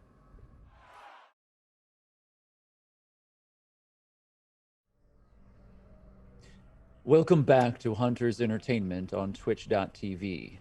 I am Noxweiler Burf, and I am your game master and host here on Outbreak Undead, Rag and Bone. The truck crumples as it flips over. I need everyone who is on the back of the truck, which at this point is all 3 of you, to make a dodge roll. I am going to inflict 2 black dice of difficulty, and I will allow each of you only to roll a single blue die as you are reacting. If, however, you wish to take all of your equipment with you, I will ask that you roll 2 blue die as opposed to 1. The choice is yours. For Chira, though, she doesn't have the rest of her equipment. It's the stuff that she's... Everything will be fine then. If you're not carrying any ancillary items, then you can continue to roll just the single blue die. Rowan, you've decided that if you don't have it with you or if it falls from your hands, so be it. You're doing this quickly. Is that correct? Very well. So your speed is a 4, which is very good. You have 1 degree of success. Olive, you have a speed of 6 and 3 degrees of failure at this moment. The 6, I actually rolled 2 blue die, but I also don't. I don't have any. I just have my bow and arrow. Does that count? The bow and arrow is cumbersome enough that you would need to roll for it, Okay. but it actually, you were moving very quickly. So despite the fact that you rolled 2 dice, you did fairly well. But you do have 3 degrees of failure that we're going to have to deal with. 4 degrees. 3 degrees. Sorry, I was gonna say I will spend 4 to make that 1 success. All right, so you're going to move that into 1 success. That means that you and Rowan barely succeeded. Achira, however, on a speed of 2, with 3 degrees of success, you move like the wind, and Can I use 2 degrees of that to shoot this fucking thing?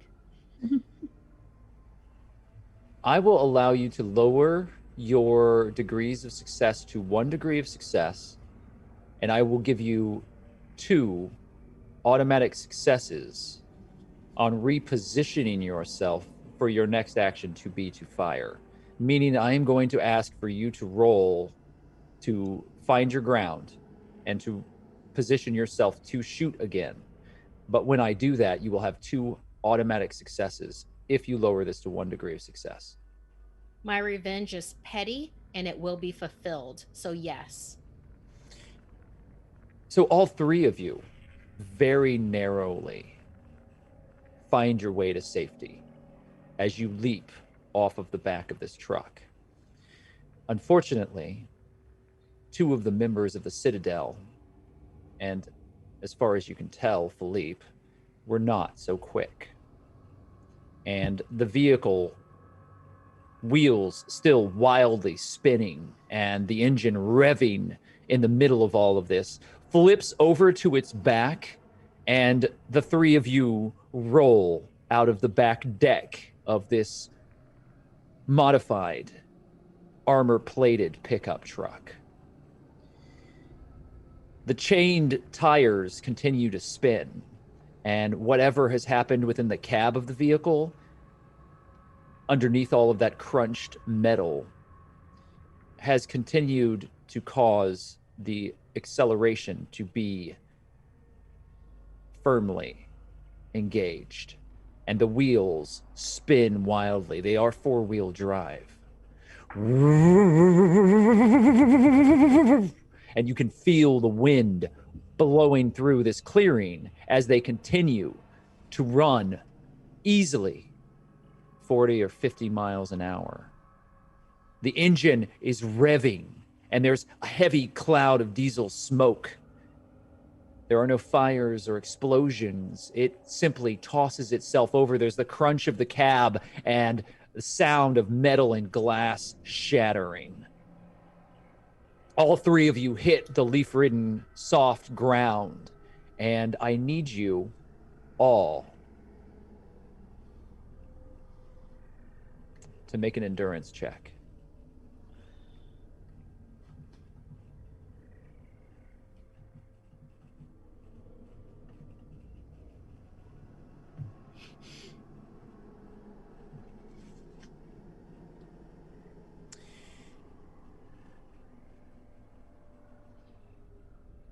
I am waiting on, I believe, Achira's. That's 1 degree of success.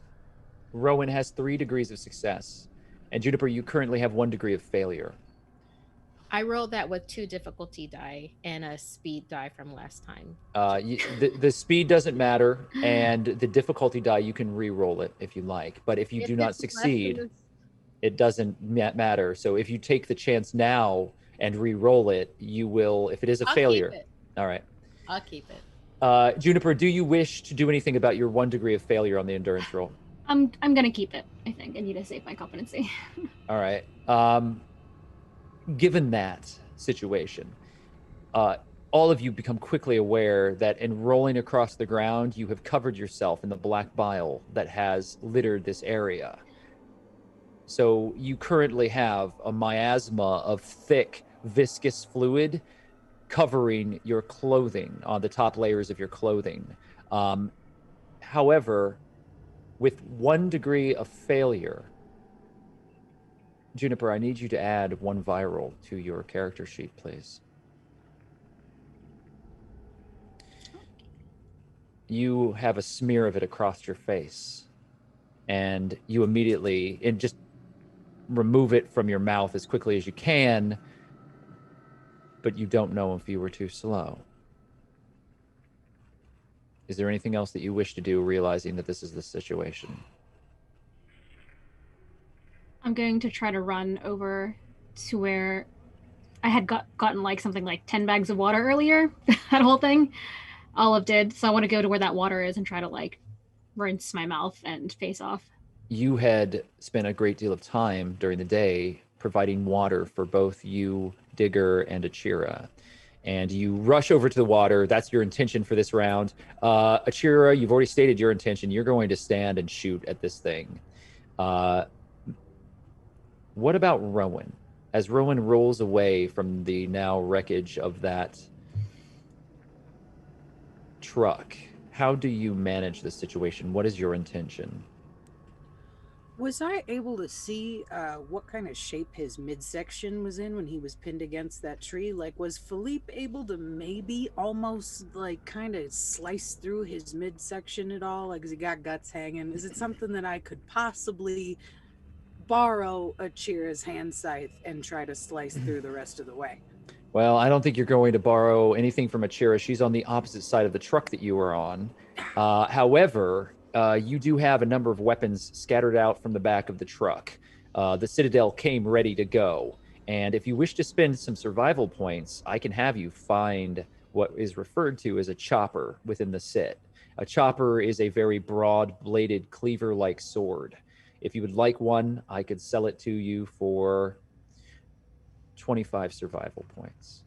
Yes, I will do that. And also, if there is any kind of like face covering that we have in there, since we're pretty stocked and we know that we're dealing with infection thing, if I could grab like something to cover my face and the chopper. I will also give you a gas mask, but even though I'm giving these items to you at a discount, given your standing within the Citadel, I must ask 50 survival points for that gas mask. I think I have enough because I haven't spent any on anything. So yes, so mark that 50, and you have a gas mask and a chopper now. And the gas mask has been customized. It is painted to look like a skull. Nice. Yeah, and I would like to head his way, and if he did look like Philippe was able to get a good portion of the way through him, I would like to finish cutting him in half.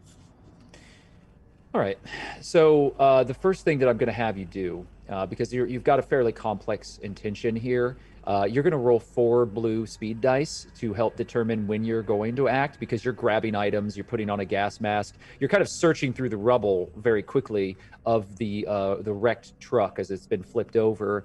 However, I need you to make as well a first aid check, and that is going to determine how you judge the current situation with this thing in front of you. And I will describe it to you, but for you to truly know if there is a weak spot on it now, I'm going to have you show me a little bit of a medical knowledge. All right. So you have 1 degree of failure. Do you wish to keep that degree of failure, Rowan? No, I'm going to spend 2 competency points and make it a 1 success. And how many competency do you have after that point? 7. All right. You still have a very healthy amount of competency. I will have to work harder. That said, you now have a fairly good understanding of what should be happening. This thing, no matter how bulky or large it is, should be, at the very least, dealing with a crushed rib cage and pelvis. Its legs should be shattered. And while it is a black, bloody mess that does seem like it's ripped up, and there is a network of dangling intestines hanging from an open chasm in its pitted stomach, it stands there, feet planted firmly in the ground. And it raises its head, fists clenched, this black miasma dripping off of it, its horrid, twisted, skull-like face, if it can be called that, a sunken black hole in the center of it as it howls.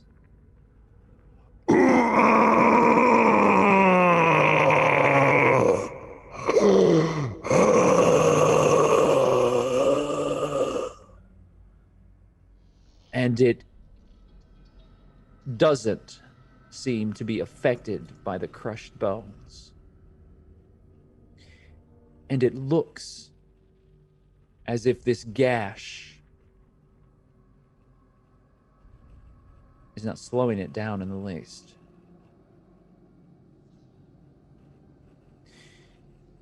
So your intention now, having gathered your items, was to step forward and try to engage it in melee combat. Is that correct, Rowan? Yeah, as far back as I can stand from it with however big this chopper is, I'm going to try and go for the weak point where it looks like its guts are spilling out and use that as my easy access to, like, maybe cut its spinal cord in half. I understand. Very well. You're going to make a slash roll for me. You're going to have 4 blue dice to determine your order, and given the situation and the darkness, I'm asking you to add 1 black die to your difficulty rating. Achira, you have 2 automatic successes. If you would like, you can attempt a further roll if you wish to position yourself in a better place. However, as it stands, you will need to do nothing else to fire without any impediment whatsoever upon your foe. But if you're interested, I can have you make a further, we'll call it jump leap roll, and you can add your 2 successes to that roll. And if you get higher than a 3, you will actually have a benefit when firing. Since I was just flipped off of a truck and shouldered on my long gun for this shot, coming out of a location hazard. Mm-hmm. You are in a new location hazard. As the truck that is now flipped over, you realize holds an inherent danger to it as the wheels, covered in chain, continue to spin wildly. This is a location hazard. And I'm spending 50 risk. It's all about balance. Would I be able to add competency points to the 2 points that I have right now without having to do an additional roll? Yes, you may. I will do the full amount of competency points, which would be what I get from the location hazard, to make this a 5 catastrophic success. What's the opposite of catastrophic? Miraculous? Miraculous success at standing. You're preparing to do your shot. This is not the 2 competent. I'm not aiming for the head. Mm-hmm. I am aiming for the neck. I'm trying to take out the spinal cord. Good. I understand. So, to be clear, the competency points that you have from your previous success are going to standing and preparing your shot. You have no difficulties right now. If you add those competency to your jump leap, it automatically succeeds with 5 degrees of success, meaning that when you make your roll for your long rifle, you will add 2 automatic successes to it. If you choose to do it that way. If you wish to save your competency, you can use them on your long rifle shot. So I want you to make that decision, but that is what I'm offering you right now. Which one will take out this bastard's spinal cord? I can't answer that. Yes. So that's a decision that you will have to make yourself. But if you really do want to do the most damage, I would suggest, as your friend, that you choose carefully. That was a very nice, friendly non-answer. It is a location hazard, though. Oh, you. All right. Achira's revenge is petty. I'll go for the full thing. Let's do the full thing. Let's do the full effing thing. Let's do it and let's see what happens. Okay, so you are going to have just 2 speed die. That's all. Despite the fact that you're standing, pulling your rifle and firing, aiming and firing at the same moment. So 2 speed dice. No black difficulty die. You're going to make a long gun roll. You are already carrying 5 degrees of success on your positioning. So we're going to transfer 2 degrees of success automatically to that roll. So you now make that roll, and you have 2 degrees of success already applied to that roll. I will add 1, 2. That's 5? Wait before you spend any further competency. We have come to the moment where I have to take the speed rolls and play them out in initiative order. So think your way through that, Achira. You do have 1 degree of failure for those who are watching. Rowan has 3 degrees of failure on a slash and a speed of 16. Achira, you have a speed of 10. Now, Olive, what was your intention in this moment? Oh, I was trying to get the water to clean my face hole out. So cleaning your face hole is a very simple action. You have 1 blue die. You have no degrees of difficulty, no dice of difficulty that are going to be added to that. And all I'm going to have you do is spend your entire action washing your face. Now, I would ask that you make a first aid check. Okay. If I have first aid kits, is that something that I add on as gear or no? You may use a first aid kit. You may have something in there like rubbing alcohol or something of the ilk that might allow you to disinfect yourself and any open wounds that you might have to make this less dangerous. Right. Go ahead and make your first aid, please. Okay. That's speed of 1. Do it very fast because that is 2 degrees of failure. All right. So in this scenario, you are going to be acting first. So Juniper, you immediately dart over and you grab the water, and Olive dumps it over your body. And you clean yourself as best as you can. Do you wish to do something about the 2 degrees of failure that you have on your first aid? God, I'm gonna regret this. I'll take 1 away, just so it's not super bad. Very well. If you would like, for 25 risk, I could help you remove another 1. Sure, what could possibly happen? So you have a wash, and if you wish to spend your competency, you could turn it into a success, but you don't have to. Hate everything. Wait, isn't it the same as a -1 as it is to 0, or no? A 0 is a wash, which is Okay, so still it's like- a failure, but it doesn't have any immediate effects. It's effectively the least amount of failure that you could possibly accept. Okay, fine. I'll use 1 more competency point, so I have 2 left. This is very bad. This is not going very bad. Cool for me.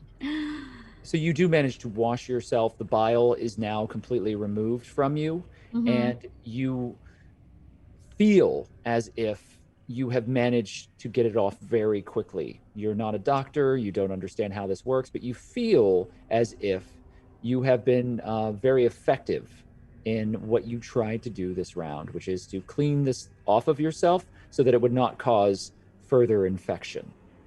Do I lose my viral or no? You do not know. Oh, okay. It's on The my character viral sheet. sits on your character sheet, and we will make some rolls at the end of the scenario, and we will find out if that viral sticks or if it disappears. And I'd be willing to barter at that point too. If All right.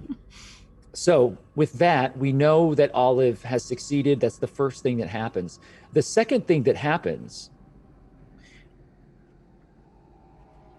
Rowan, you and Achira start moving into position. Rowan's not acting yet, but you both move into position, and out of the shadows behind this creature, a dark figure emerges and swings heavily with his shovel axe into the back of this creature as Digger reappears, chopping across the back of this thing as the abomination stands there. And it stumbles 1 step forward and then stops and turns around.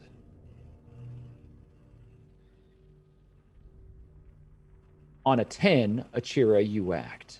What would you like to do? Does your intention change now that the creature... It does not. In fact, it is more emphatic than it was before. This chance has been given, and this chance will be taken. I will put whatever I need to into this to hopefully make this happen. You're shooting an aimed shot.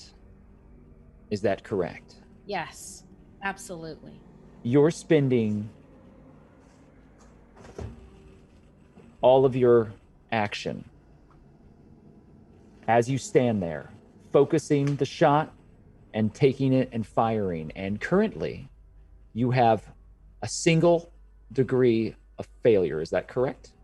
But you had the 2 successes. So that brings it up to 1 degree of success. Now, that is not enough to trigger an aimed action or more. So you're going to spend 4 competency points. And how many does that leave you with, Achira? Achira's been very, let's say, thrifty with her competency points right now.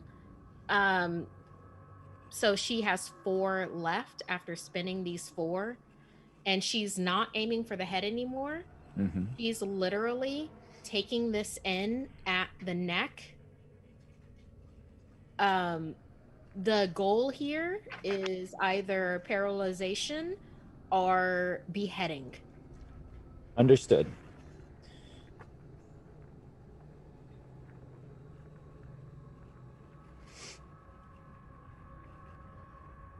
With all 5 of your successes,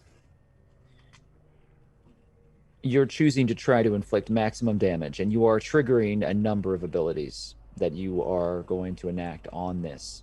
And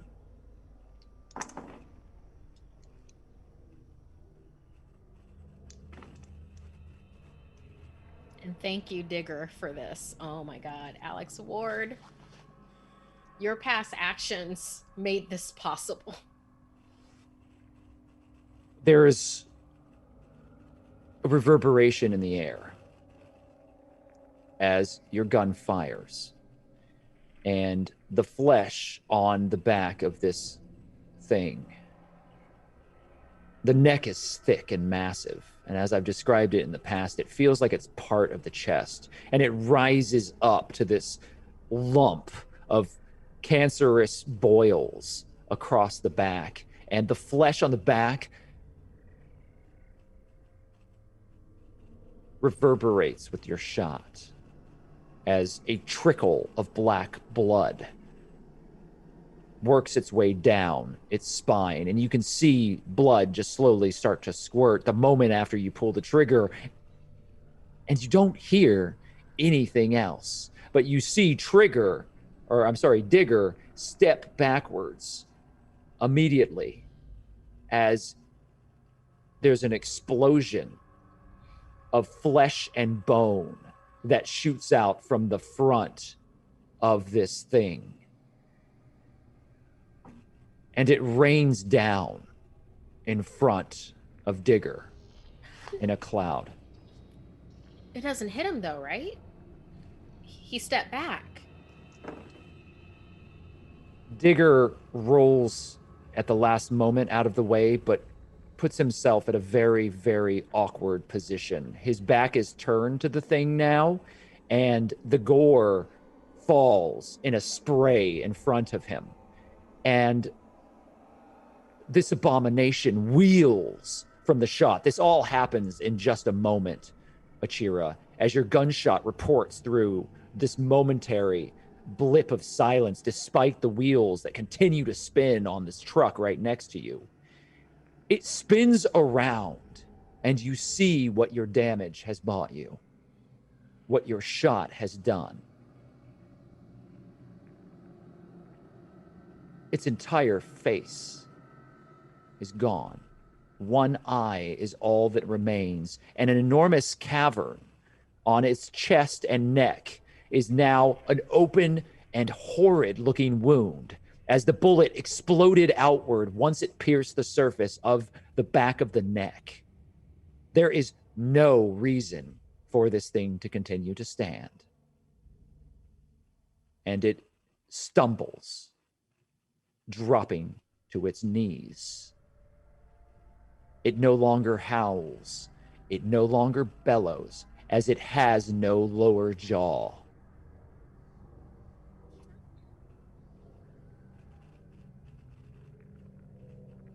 You don't know what has happened, but your shot has inflicted a massive amount of damage. And like a rag doll, this creature, as if hung by broken strings, begins swinging wildly as he falls to the ground.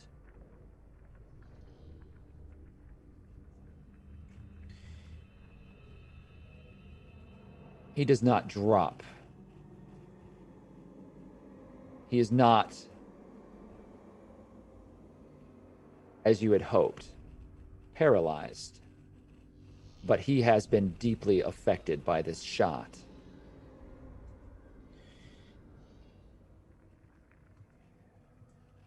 Rowan, on a 16, you have what seems like a very good opportunity here. What would you like to change your intention to? I would still like to dismember him while I have a good option to do so. Because again, it's very hard for something with no legs to run.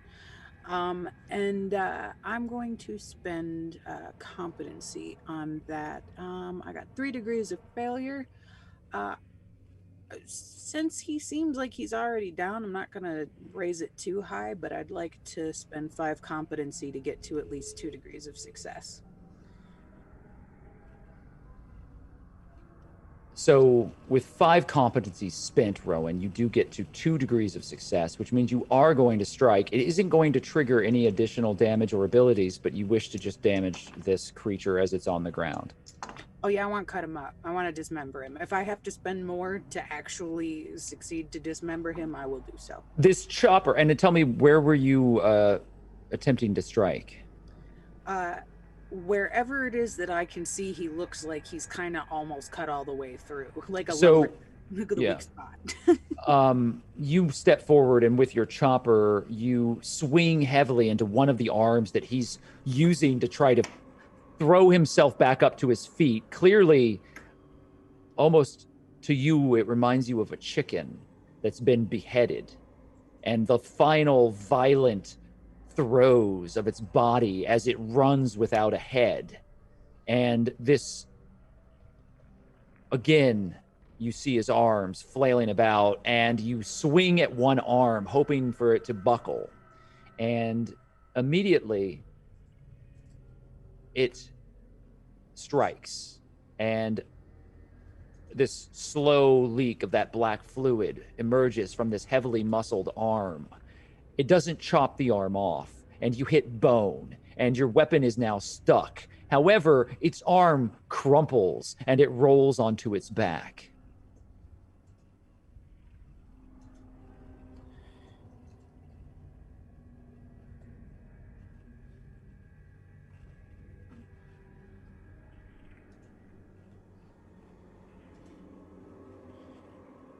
This horrid, broken thing in a pool of this black, thick ichor continues to twitch and flail there,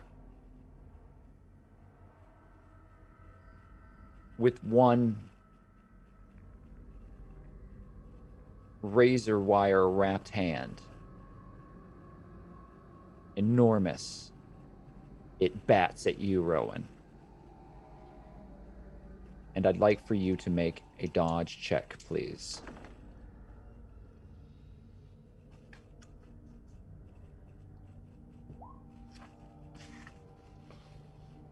That's 4 degrees of failure, Rowan.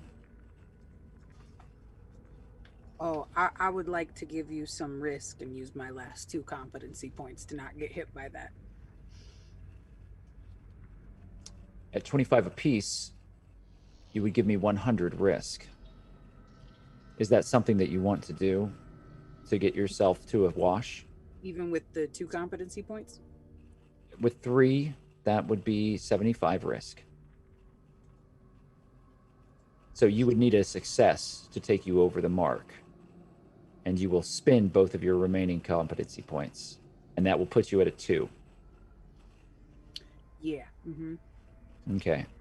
So you are no longer engaged in melee. You no longer have your weapon, but you do succeed at stopping yourself as this thing strikes you. Your leather jacket is shredded as the razor wire rips across it, and it does push you. You fall backwards, and you catch yourself, and the wheel spins 6 inches away from your face as you pull yourself back forcibly, and your hair just kind of whips in the wind from it. That was a close call. And you're no longer engaged in melee with it. However, we're at a new round. I need to know your intentions. This thing is on the ground and seems to be mortally wounded. What would you each like to do? We'll start with you, Achira. It worked before. Let's keep on doing it. You're going to fire into effectively the same spot again? I mean, decapitation seems like a good goal. And you're going to do this with your long rifle? I will. And since you were already prepared for this, I will only have you spend a single speed die. And as you are so razor sharp in your focus upon this, I will only inflict a single black difficulty die to the roll. Olive, what is your intention now that you are clear from the viral infection? How far am I from all the action, all the fighting, and the big Romero? You are effectively 20 feet away from it. So it would be hard for you to get into melee without a little effort, but it's possible. If you did choose to use your arrows, though, you could easily fire into it. What would Olive do? Such a fun question. I want to move a little. I want to move the maximum distance away to shoot my arrow. Very well. And Achira, if you don't mind, roll for me a depletion die as well, and I'll have you do the same, Olive, unless you have something that will prevent you from having to make a depletion roll for your gunfire, as this is multiple rounds in a row. I have that for my crossbow. I don't think I ever claimed that for my long gun. So, what would I roll? Just a single white die, or I could do it for you if you trust me. No, not that I don't trust you. It's all right. No, I don't blame you. I don't trust roll 20 either. It just makes me feel better to see my own failures on screen. Absolutely, I do not take any personal insult. I rolled a depletion of 4. Okay, whatever so that means. You're fine. Depletion of 4 is fine. Okay. I have a quick question. So, yes. Just to be clear, after the truck flipped, it looked like everybody else was just out from Melee's group, except for her, or from Rowan's group. If you would rather be more concerned with what's happening there than you are with the creature on the other side of the grove, then I am happy to have you do a little searching in that area to see if there's anyone that needs help. Oh, that's not what I'm going to do, but I want to see if those other people are there. That's what I would like to check first. And then make a spot listen check for me, please. And you have 2 black dice of difficulty because the cab is crushed. Okay, and do I need a speed dice also, or no? Just roll 1 single speed die for me. Okay. Lots of things. Search or spot listen? Search. It's you do a search. Yeah. Search, okay.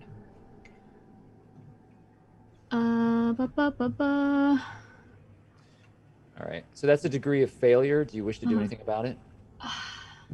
No. Okay. Leave it. You can't see anyone. So what is your intention, given the fact that you don't know really what's happening? I aim to shoot my bow and arrow at Rowan. All right. So you're going to be making a bow shot. And it's dark, so you're going to have 1 black dice of difficulty, and you're going to have, because of your quick search, you're going to have 3 blue dice on your roll for your initiative. All right, so go ahead and make that roll. Rowan, unfortunately, you're unaware of what's happening behind you in this moment. You've just pulled yourself away from this tire as it almost took your face forcibly off of it. This thing is still floundering behind you. What do you want to do?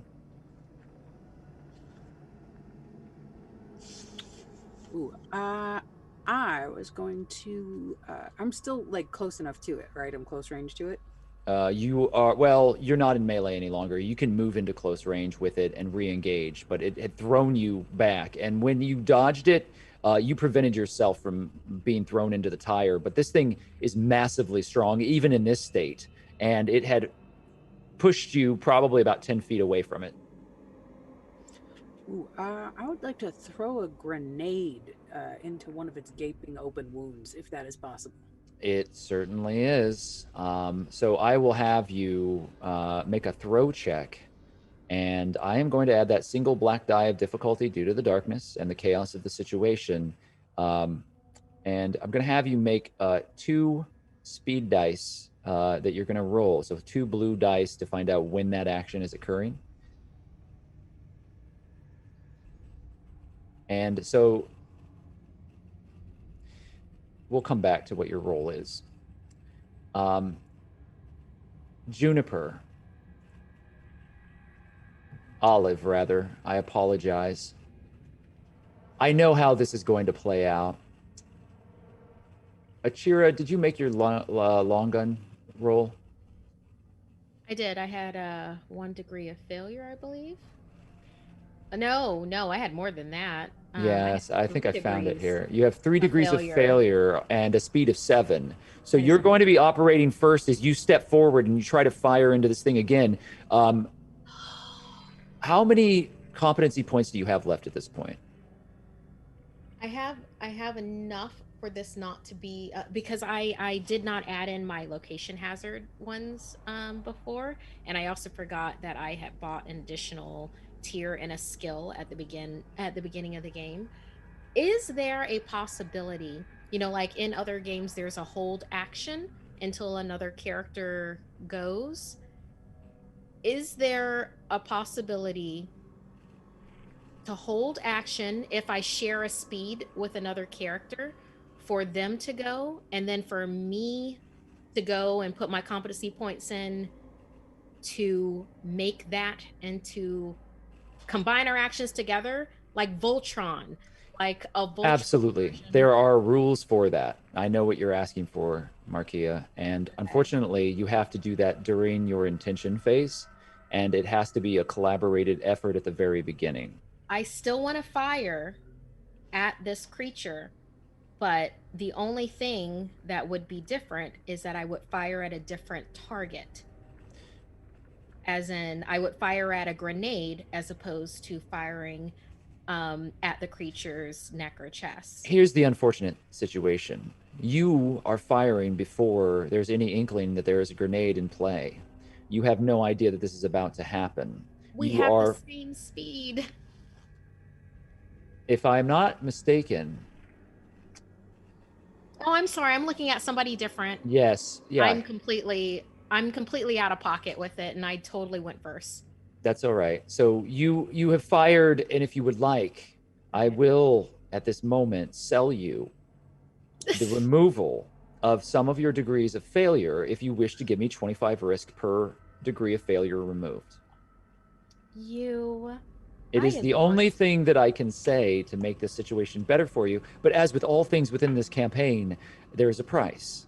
And if you're willing to pay it, then you can kick the can down the road a little. I know what happens when we do that, though, Knox. I know what happens when we do that. And yes, Rowan has buried us alive. Yeah, Rowan buried us alive.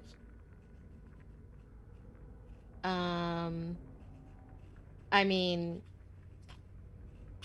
that's kind of that's just like kind of karma, right? If I buy some risk and just pass that down the line. If you so believe that to be the action that you wish to take, by all means, buy some risk. Can I ask what we're at right now? How much risk do I have in total? No, you cannot ask. With all due respect, there is a certain amount of risk that I have held on to, and I didn't get what I wanted when I needed it, but I have been holding on to a certain amount, and I have enough to do some things, but with more risk, I will make the world more dangerous. That's what risk does. But as you can see, I often use it for location hazards, so maybe you'll get some more competency points. I know, right? It's almost like if I just let this happen to Rowan, it might be a little bit better for everybody in the long run. Well, again, to be fair, you don't even have an inkling that this is happening quite yet. So I really don't. You firing into this thing and failing is really the only situation that we're changing. So it's up to you You're right. as to whether or not you wish to spend risk to give me risk so that you can remove degrees of failure so that you can fire with some effectiveness at this thing again. That's really the only option that you have. If you change, because you've already rolled, you've already committed to the action. So I can't have you change that. But it can either be a failure or you can take more risk and succeed. I will do what Achira would have done in the moment without any other prior knowledge of what Rowan was going to do. I will utilize the competency points that I have at my disposal to make this a success. I will very much consider the fact later on that Achira will become aware of the knowledge that she is fighting alongside Rowan, who did bury them for 3 weeks in a mountain. Yes, that is effectively the size of it, but currently you are fighting a foe that is on the ground and you've already fired. So I will use my competency points to make this a success. I had 3 degrees of failure previously. Yes. So I will use 4, makes it 1 degree of success.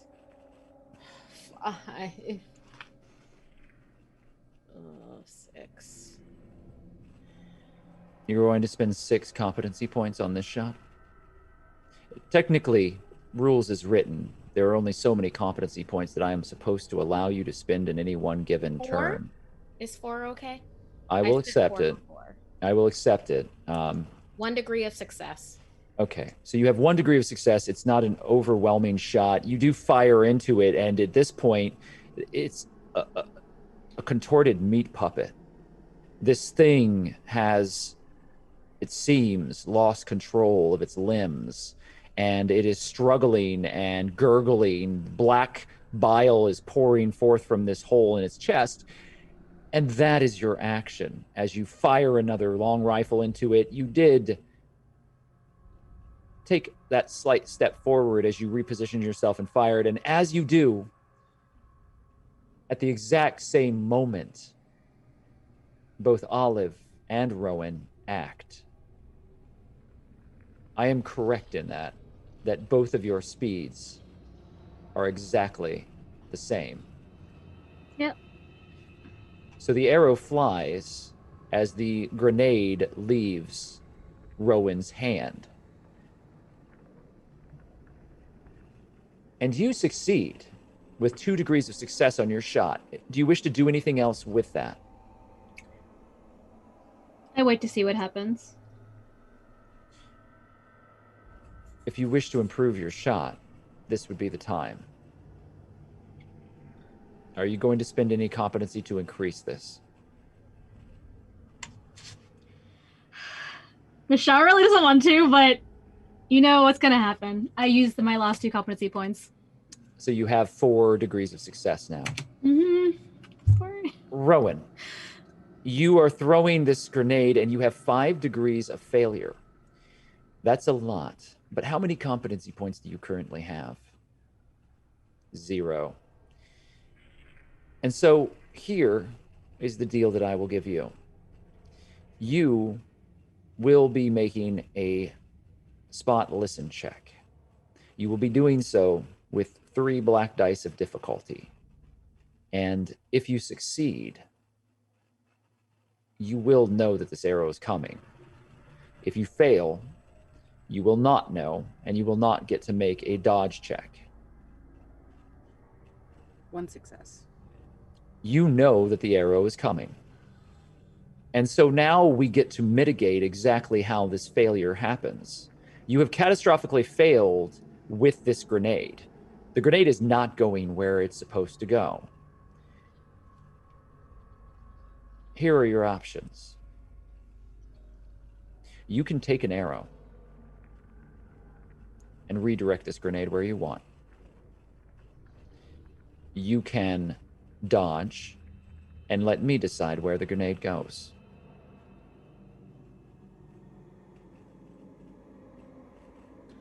I will dodge and let you decide where the grenade goes. So you abandon, effectively, at the last minute as the grenade is leaving your hands, you abandon any hope that you have of steering its throw.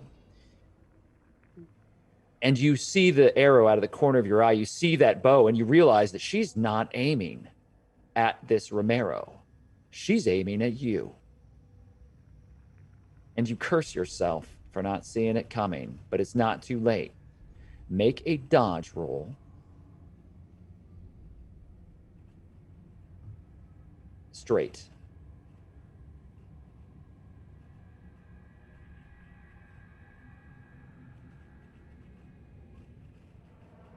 That's a single degree of success, which is not enough to beat the number of successes that Olive has made.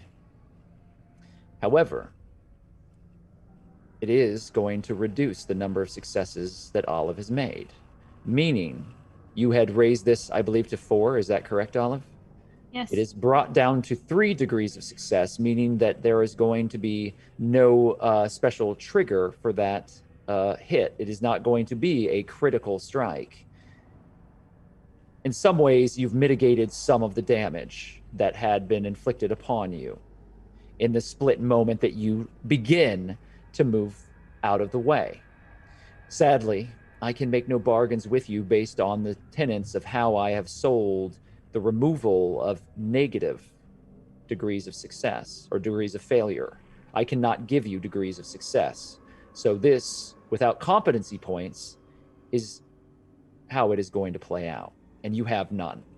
I will ask the remaining group here, there's no real reason to do so, but if you do spend competency points, you may add them to Rowan's total if you choose. It's very quiet. I'm assuming that means no, as I expected. So that arrow is now in your side, Rowan, and you have leapt and hit the ground. And now I'm going to determine where your grenade falls.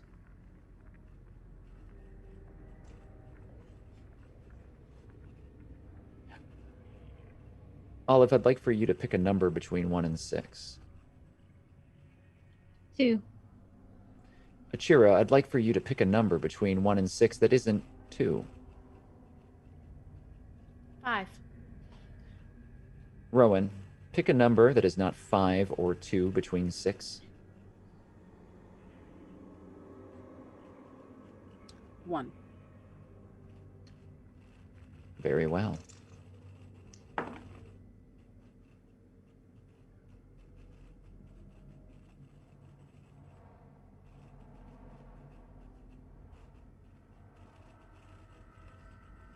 Rowan, you fall to the ground.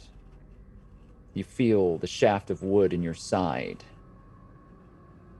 A network of pain works its way across your body as you drop.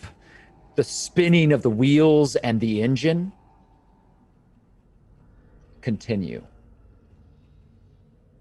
It's a cacophony of this broken mechanical sound.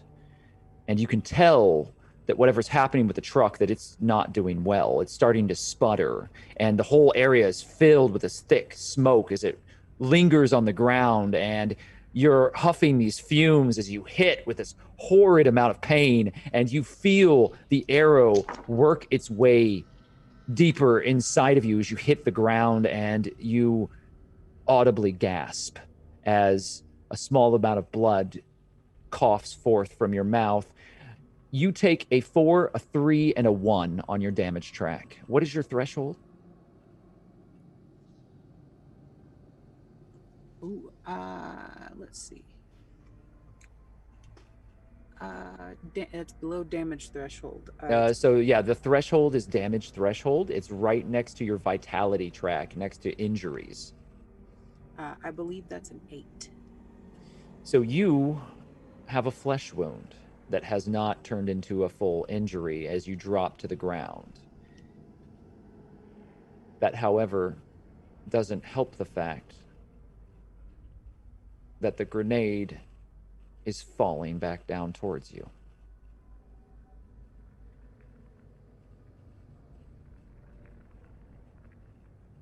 Achira, you see everything that's happening now. Behind you, just a few steps away, Olive stands with the bow. Everything's starting to make sense. that grenade hits the ground right next to Rowan.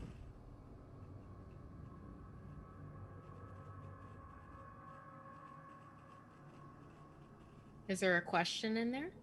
What do you do?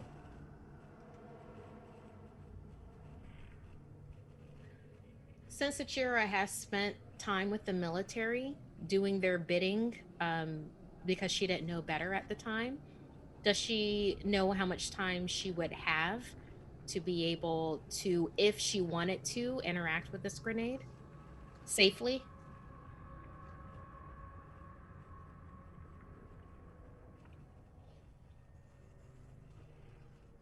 Do you have any advanced training? I know that you were part of a military unit for a short period of time. I will not impose any difficulty dice on this roll. And if you don't have any specialty skills, I will allow you to make... Yeah. Unfortunately, I think we more explored this in a narrative than anything else. My only specialty is piloting an automobile, which, you know what? 25 years after the fall of civilization, that's a hell of a great skill to have. If you want to make that roll, I can tell you something about what's going to happen when that grenade goes off next to that truck. Oh, wow. I'm curious. I would actually want to know that. So rather than make a military-based roll based around explosive training, which you probably don't have, let's have you make that advanced mechanics roll, engineering, and there will be no degrees of dice difficulty added to that. You can make the roll straight and let me know what you get. Yeah, letting you know that I know we've had some interesting roles that happen with this, with Blockbuster, for instance, with his martial arts skill. This would with the be advanced, the equivalent of that for me, because it's literally my specialization under expert skills. Like the if I roll above an 18, this is a failure. Well, rather than go into your advanced pool, then, if we don't trust that roll, since this is so crucial, I'm going to have you make a spot listen. Okay. And this is fairly average. It's not as if you're trying to rebuild the engine of the vehicle. You're just trying to put two and two together. Just like past knowledge coming in. So no recon gear or anything like that. This is like in straight roll, make your spot listen. It's an instinctual moment of you putting the pieces together and galaxy braining your way through what A and B is going to equate to. Okay, with 1 degree of success, you know that this is very bad. It's going to explode, and the truck is going to go with it. That thing is full of diesel gas, and while it's not like it is in the movies, you don't want to see what's going to happen next. And you know that the best course of action that you could probably take is to get as far away from that as possible. Achira will give a courtesy. Away! You yell out in the middle of all of this. And that's a big old nope. Away. All right. So, and she bellows this, like everyone could hear this. Make a dodge roll. You have no dice of difficulty, and you have 2 speed dice. Okay. Rowan, you're on the ground. You've been wounded. It's not going to be easy. The grenades just hit the ground. You have a moment to act. What is your intention? Oh, I'm gonna run away from it to the best of my ability. So make a dodge check for me. I will say, sadly, you have a single black die of difficulty, given the fact that you were just shot and dropped to the ground. So you're going to have to scramble and jump and hope for the best. If your jump leap is better than your dodge, well, you still got a degree of success, though. So you've made the dodge roll. And I apologize because I was going to offer you a jump leap if that was better than your dodge, but you have succeeded. So I think we can leave it at that. Olive, she's on the ground. You see the grenade drop near her. What do you do? What is your intention?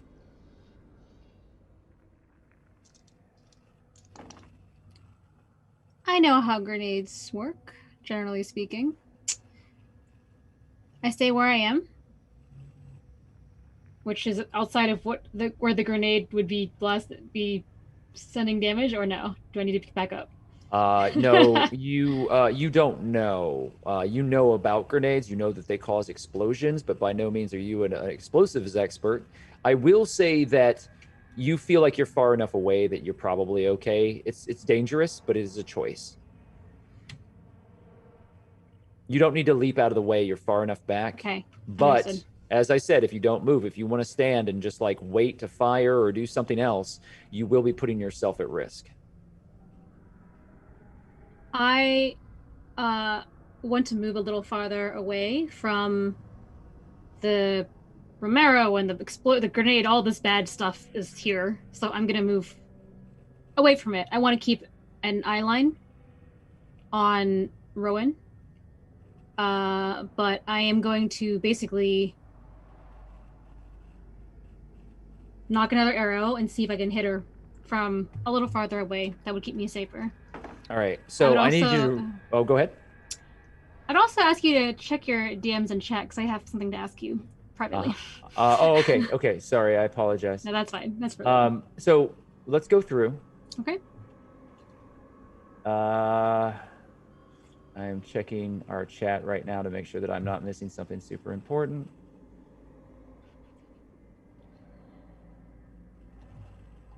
You're looking for your speed. Is that the question? Nope. And I really can't say it out loud, so no, it's fine. Can you repeat it? Repeat it to me again in chat. And I have it down at the bottom now. I'm sorry. I have a lot of messages here. Okay. A lot of people are messaging me secretly. Okay.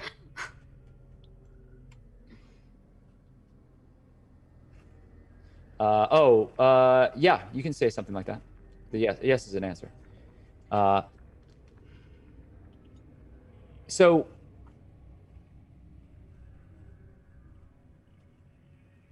you're going to move back and fire. I need you to roll 4 blue dice for your speed because you're doing a complicated action. I would like for you to go ahead and make a dodge roll to move, and then I'll have you make your bow shot to fire. And if your dodge roll is atrocious, your bow shot will be affected as well, just so you know. Okay. Any difficulty dice? So 2 black difficulty dice on the bow shot because there is a lot of smoke and she's on the ground on the other side of the truck. Okay. So you're taking a difficult shot. You have 2 dice to make that more difficult for the shot. But the first thing that you have to do is make that dodge check with those 4 dice of speed. And let's see where you go there. Okay. And I'll start to break this down. Very good. Your dodge is very good. Your speed is very, very good considering how many speed dice you just rolled. You're operating on an 8 still. Mm-hmm. So you're deadly quick here, Olive. You jump across this space and you begin to aim. Go ahead and make your bow shot. Okay. That was 2 degrees of difficulty, no speed dice, correct? That's correct. All right, no speed. Your speed dice don't matter. We've already determined that. Okay. So you have 2 degrees black dice to roll with your bow shot. Got it. Difficulty there. And Achira, you're operating on a 4. Is that correct? Or an 8? You're muted. I'm operating on an 8 speed as well. Okay. So here's how this goes. But not as great. Let's just say that. We're going to talk about what Achira is doing in a moment. Rowan, you pick yourself up, and with blinding fast speed, all of your military training flashes through your mind. Which one? Oh, I'm sorry, Rowan. All of your military training flashes through your eyes and before you, and you realize that you have to make a very quick decision. You leap and scramble forward, ignoring the wound on the side, and you feel that arrow ripping into your side even more, and you're going to take some additional damage when you land from this leap forward. However, you have succeeded on your dodge as the grenade goes off. You are thrown forward from the explosion. You are not caught in the middle of it. You are hurt. You feel searing hot pain across your back, and you smell burnt hair on one side of your face. Your ears are ringing. Everything begins to wobble around you as you hit the ground and roll, and the arrow breaks off, and the shaft is shattered as you roll unintentionally across the thick, wet horde of leaves before you. And you're still breathing. And that's all that you can focus on in this moment. You know that you're still alive. It explodes as Rowan leaps forward.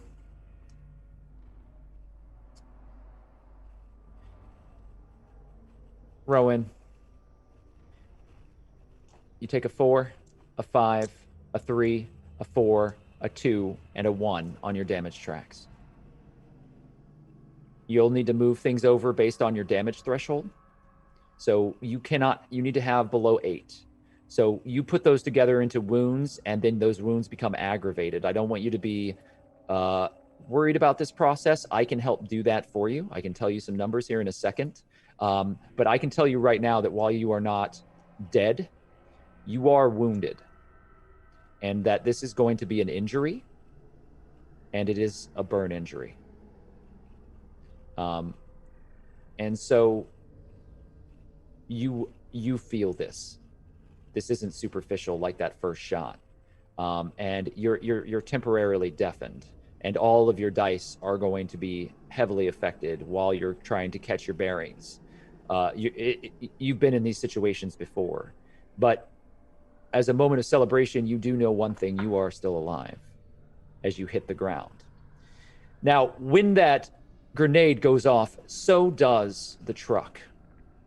And there is a massive fireball that raises up in the spot where it was, and everything disappears around both of you. Achira and Olive, your intentions only matter if you were dodging. You stepping back, Olive, was good. You managed to avoid the explosion. However, what you didn't expect was the force that was going to come with it, and you're thrown down onto the ground. And I would like for you to make a composure check for me.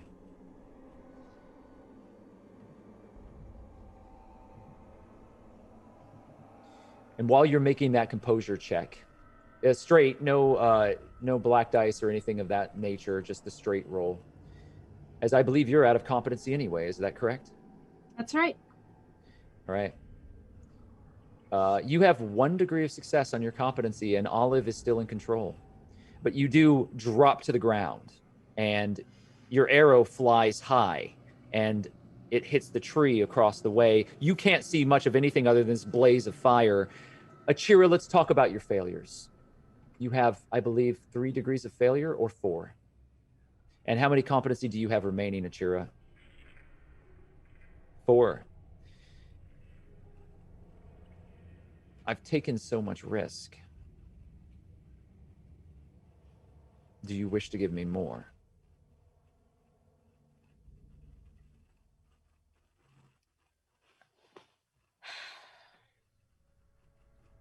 Well, at this point, I kind of have to, I guess.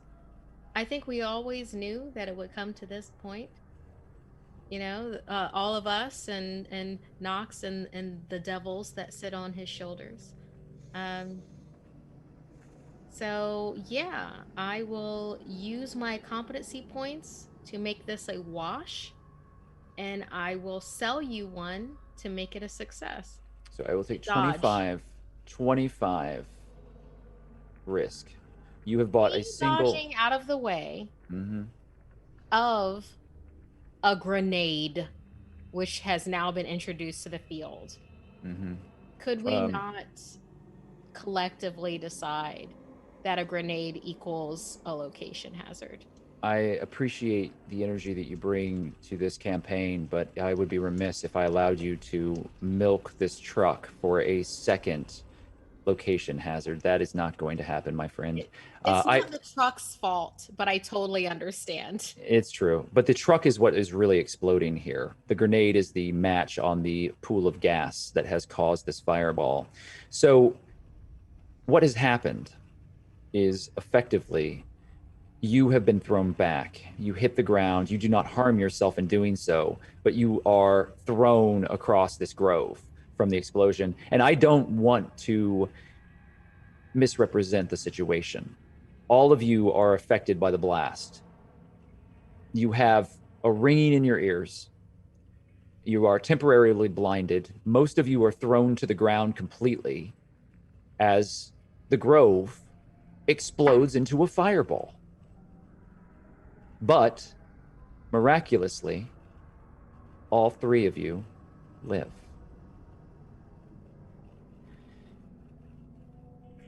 Lampwick, it's dark. It's cold. You've been down in this hole for what feels like an hour. Your head is ringing. You're scraped and bruised. Arya is still unconscious.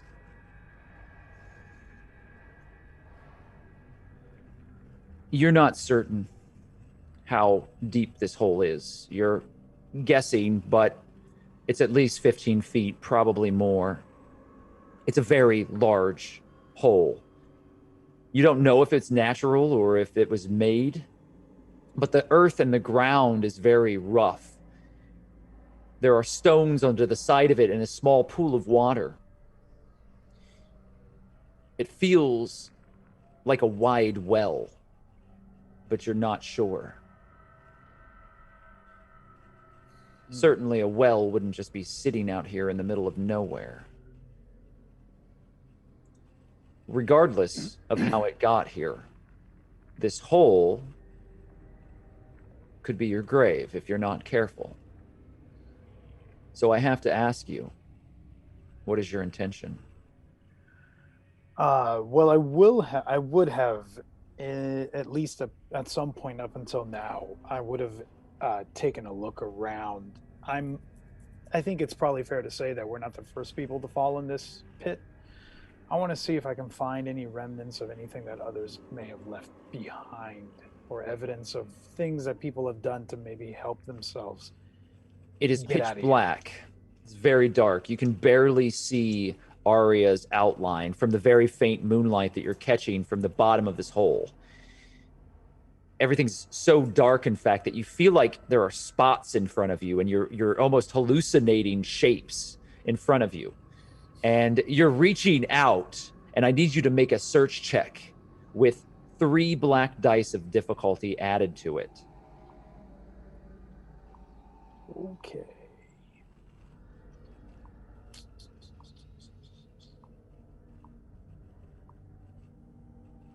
Nope.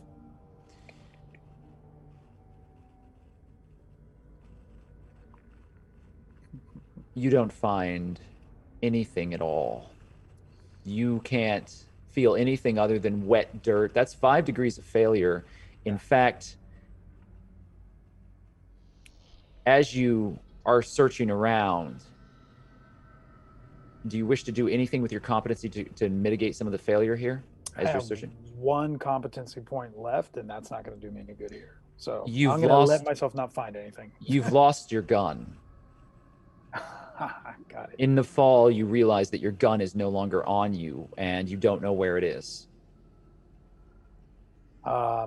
Okay. I'm going to try to get Arya to wake up. Make a first aid check for me. Again, 3 black dice are going to be added to that. It's pitch black. You finally feel the warmth of her body, and she is breathing, but she's breathing sort of ragged, and you can't tell what's going on, but there's a wet slickness to your hand when you get closer to where her head is. And you realize that her hair is either covered in mud or blood, but you're not sure. It could be very bad. 1 degree of success. You manage to prop up her head, and you think that she may have, regardless of concussion, she must have hit her head, and you take a swath of cloth, ripping it from your clothes or your jacket or something, and you stop the bleeding on the back of her skull. And you have done a good thing in this, because you realize that if she continued to bleed and you didn't know about it, it could have been very, very bad for her. Oh, okay. Well, that's good at least. She's still unconscious? I'm